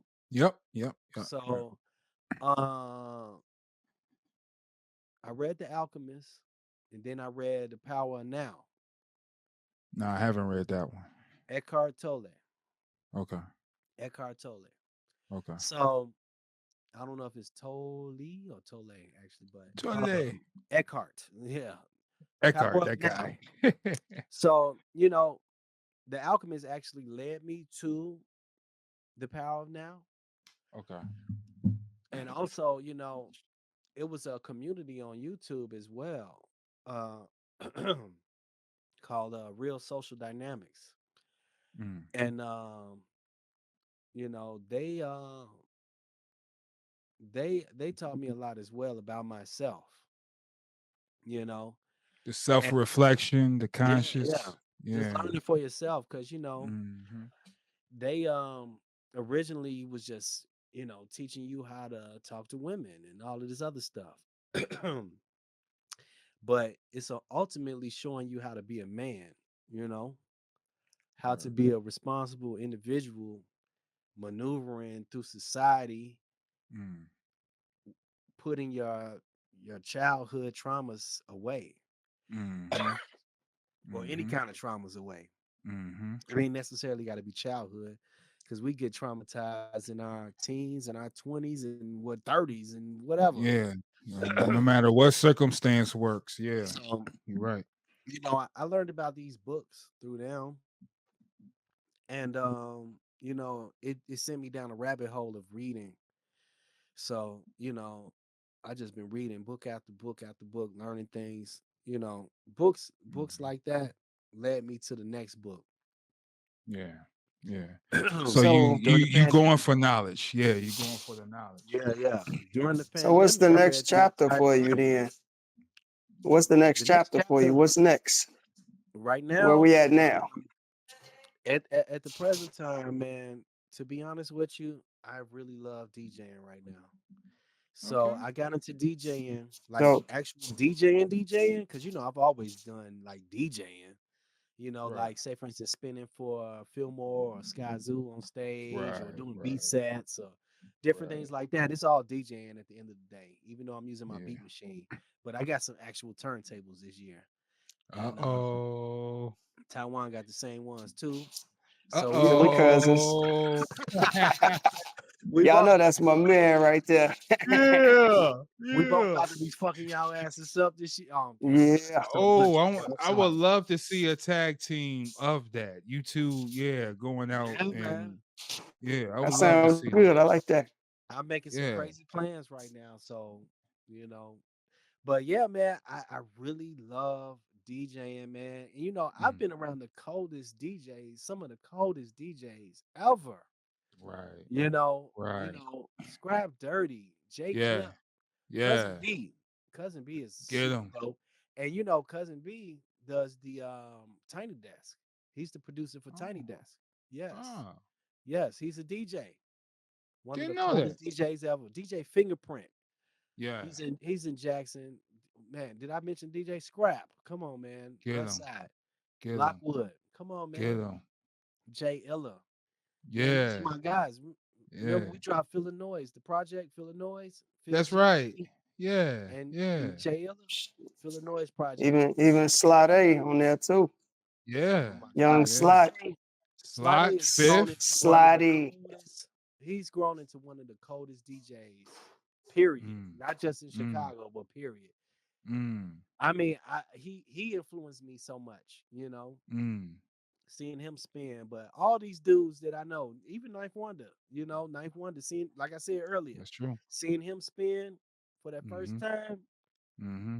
like not his beats, just spinning Right. Yeah. Just classics. spinning music. Yeah. That shit turned that day. I was like, I couldn't believe how dope his DJ set. Because I'm a fan of DJs because I came up under scrapping now Right. and fingerprinting all of them, J clipping all of them. So I'm a Right. fan of DJing. So when I saw that, it just blew my mind. And I always wanted to DJ, but this year I really took that step to learn. So like this year, man, I'm telling you, man, my transitions are so super crazy because I'm coming from a producer aspect. Okay. Yeah. So my and not only producer, I don't want to just say producer, but a person that's done beat sets, because you have to Mm-hmm. transition from one beat to the next. Right. At least with my beat set. Like I don't just like let the shit fade out. Like my beat set, if people know and they seen it for years, my beat sets are crazy. Now, some of the They blend right into the Yeah. next one. Yeah. I'm super That's them proud of my Chicago blends right there. That's what we I'm known super for. I'm super proud of my beat sets, man, because you know I had to work hard for that. Like, you know that Hadee is on the beat. Whoop, whoop, Like, whoop. you know, shout Yeah. out to Big Dave. Big Dave, that's my man Big Dave saying that. You know, that we did Okay. I with the never beat. knew. Yeah, that's Big Dave. That's Big Dave. But Oh shit. I end up using that as my tagline. I thought that But was you, but nah, that's cool. that was birthed from me doing beat sets. Cause I was like, man, you know, I just started doing it one day. And now every song that you hear that I produced is going to begin with Hadee is on the beat. You know, every song. And guess what? Every time you hear that, it gets you hype as hell. Yeah, because you know a banger coming. Like, oh, You know it's coming. Like and that you shit get about to happy and switch up. shit. Like, oh, this gonna be Yeah. That shit good. about to switch up. Some drums about to come in. Something's about to happen. As soon Oh as you hear that shit. Yeah, man. And plus, it just lets people know because you know, a lot of the projects that I've been a part of for the past, I don't know, five plus years, has Right. been multiple producers on the project. It hasn't just been me. Yeah. So that lets me let motherfuckers know that okay, this is the beat that Hadee did on here. You know. Yeah. Yeah. Yeah, And man. that's But it. that's where I'm at right now, man. And you know, finishing up these projects, you know, like, you know, I'm crazy with the engineering now. You know, I'm mixing projects like I've always done, but I've just gotten better and mastering projects and stuff like that. And you know, so you know, right now I'm working on, of course, my own project, Let the Past Be the Past, Get them. which I've been working on since 2020. But it's pretty much done, man. And plus, Okay. you know, with all my practicing with DJing, I could really put because I was trying to find a DJ that I think would be the right fit to do certain things on the project. Yeah. And you know, with all the cold DJs I know, certain ones they just wasn't the right fit for that. Okay. You know, That's fair. Yeah. but you know, I can do You're that. gonna do it yourself. Yes, Fuck it. I yes, do I it can do that. myself. Yes, I can do that. I can make Okay. that happen, especially Produced, mixed, written, arranged, and cut up by the one and yeah. Yeah. only. I've always done Wow. cuts on records, man. Since my first Okay. album, like I've always done cuts somewhere on the project. You Word. know, every project I've dropped, everyone. You know, Word. I've done. I don't know if I did cuts on 808's and ID though, but I yeah, I did. Want a problem must be crazy. I definitely did that. So yeah, every project I've done cuts on. Okay, so you know, in October already, fall season. Philmore dropping on the 25th, I believe. Yeah, yeah. So And Neek and Cam B. That's a okay. project I'm S- finishing up as well. I've been Okay. working on those two projects simultaneously for the past year. So Wow. you know, Wow. I started on Neek and Cam B's. Like they did all the recording and everything. Like I'm Hmm. featured on one record, but they did, you know, all the production, all the recording. Hmm. And I started mixing on it in February or Okay. January, something like that of this year. And Wow. so we just finished that project, and we just finished Philmore's in June. Well, we still working on it because I had to make instrumentals, acapellas, clean versions. So it's basically four different albums for one album. You know, because you Yeah. got the main dirty version as well. Right. But yeah, man. So yeah, that's what I said. This project been a nightmare. It's been it's been hard. But I love every minute of it because it's worth it, man. Because man, like I said, man, I you know, from babyface Philmore, you know, no beard, nothing. Hmm. Babyface To Neek, no beard, the nothing. sharpshooter. Yeah, man. None of us had beards. Not me, not Neek, not Phil. Now we all got beards, man. That's how long we've been working together. That's how long we've Yo, been working together. Niggas got beards and kids and shit that's now. dope, man. That's dope, man. So definitely, man, it was an honor for you to come here and tell your story, sir. Yes, Oh yeah. sir. You know what I Yes, sir. mean? It was Yes, sir.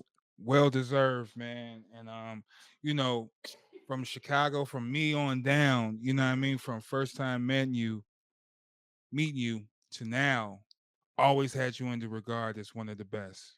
Like, you know what I mean? Like one of the, if it's not the rhymes, it's on beats. Man, it's a rap. Even the stage shows, this dude gonna kill it because all he got is bangers, dude. From a beat set to a sound to him performing. It's like, oh, he performing this song? Oh Yeah, yeah. shit. Thank You you, make brother. my nigga sound dope from time on down to Neek and Philmore, man. You know what I mean? Like you a producer, man. And I Thank appreciate you. you for joining us. And you are now official Fly Nerd. Yeah. Thank you. All day. Thank you All for day. being here, man. Oh yeah. We're gonna chime back with you and get that mix, that fly Yeah. nerd mix. You know what I'm saying? Don't think you could run away. Yeah, We we need that got the flies mixing. watching you. I would love We to, got the man. flies watching you. Flies on the wall. And see, like me, Yeah. my DJing is crazy because you would expect, oh man, yeah, he gonna come with the world is yours, Shook Ones Part Two, the Wick. Nah, Nah, you gonna man, come through I'm with I'm, I'm done. I like me, I'm so burnt out with them songs. I've been hearing them my whole life, man. right. Yeah. Like man, Yeah. me, I mix. I'm a piano, Afro Mm, beats, house. mm-hmm. Mm-hmm. I Right. like mixing that type of stuff, man. The new Word. stuff, like even if it's like some new R&B or whatever, and the new hip hop, like me personally, I want to play. I want to create a platform for the dope motherfuckers, not only in Chicago but everywhere, but mainly Chicago. Okay. Like I want to spin a set playing "I Am God" and Vic Spencer and all of that. Mm. All these Mm. all these dope motherfuckers from here. You Like know, all night. Yeah. yeah, yeah, Rufus Sims. Yep. Yep. Like Shout out to them, spin, man. man, come on, man, Yeah. spin all of our stuff because Yeah. nobody is doing it. Right. Two, rest his Right. soul, man. He Rest been is gone for a minute, yep. so ain't nobody else gonna do it. That's true. So I want to do Guys, that. step it That's up, my Hadee. that's Step my it up, inspiration. Hadee. That And is my now inspiration. we gonna work on that mission, man. You with the Fly Nerd Group Yeah, where yeah, all yeah, dreams come true. yeah. So yeah. So That's my inspiration right there, man. word When up. earlier this year when Sparked over there in the South Loop had their grand opening, and I got booked for my first DJ gig with Sly A and Mustafa. Okay. Shout out to They Mustafa. whooped my ass, man. They beat Yeah. they beat the shit out of me, man. Yeah. And I loved every minute of it because Shout out to Mustafa that Rocks. turned me out. And I was, I'm such a fan of both of them. Mustafa and Sly. I right. love I Mm. love when they spin. Yeah. They are really dope That turned DJs me if you out. haven't. That turned me Yeah. out that day. I bought Yeah. my turntables. I think the week after that. Okay. I bought my turntables a week after that because I was like, man, fuck this shit. They ain't about to be whooping my ass like that. They man, boy. And see, Word. Mustafa was spinning off Slots playlist and Ah, still went crazy. He did a whole Pete Rock like set that's for dope. like 20, 30 minutes. All Pete That's Rock dope. shit. Went That's dope. crazy. And That's it dope. wasn't like, dun-dun-dun-dun-dun-dun-dun-dun. I think he He might have was played playing that. the album joints. Right. He ain't hit him with the Troy only. He hit him with the right. Yeah, album cuts. yeah, he was playing the shit. Like Rashid Straighten it Hadee. out. Yeah, he was playing that. yeah. Yeah, Yeah. man. All right. All right, Hadi. So thanks for joining us, man. You are always welcome. Thank you. We're gonna have to get you back after we talk to Philmore about the album so we could get more production. Oh We're yeah, gonna break yeah. down the songs and I would shit. You like to know what I chime mean? in for that one. Like I said, it's been a struggle this past year, so Yeah. I would love to chime in for that, man. I know Philmore got plenty to say about it as well, because Yeah, we we're both gonna were just like we both were just burnt out. But this is like the biggest album. This is the word. biggest album we've put out, like for Okay. sure. Like Okay. it's released on Metal Music, Metal Music. Yeah. Everything else we've released on our own. This Right. is the first time we released the album with another record label. Congratulations, brother. For Philmore, should I say? You know, Yeah. of course. Well, you too, man. You're a part of the project too. You're part of the movement. So congratulations. Like me as a solo artist, you know, I release stuff with Nablina, Soul Spasm, and you know, like I said, Japan Blues Interactive out there. You know, Right. so you know, and of course, you know, of course the fucking Nas, the what is it for Shine featuring Nas and Aloe Black. Right. A major label. So, you know, I have releases out there under labels, but this is the first one we really went in, you know, for Philmore, you know. Word. All right, man. So let's close this out, man. We are the Fly Nerd Group, WFNG Fly Nerd Radio. Thanks for tuning in, man. I am Slapface Galactus. Dave Galaxy up in here. What up? All the fly nerds on the wall. We got Ambi floating around. Ambi floating around, but yeah, shout out to him. Shout out to everyone else. This your man Rashid Hadee, man. Yes, sir. Yes, sir. Thank you. The elements of surprises on a surprise mission. Lord Choppington.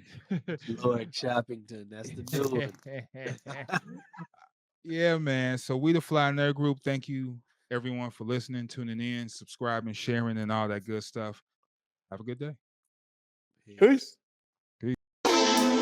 What you see is what you get. WFNG. Fly Nerds.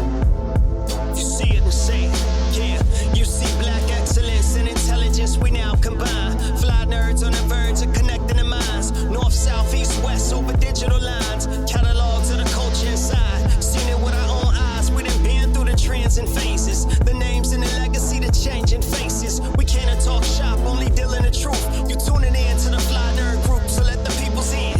Yeah. WFNG. FNG.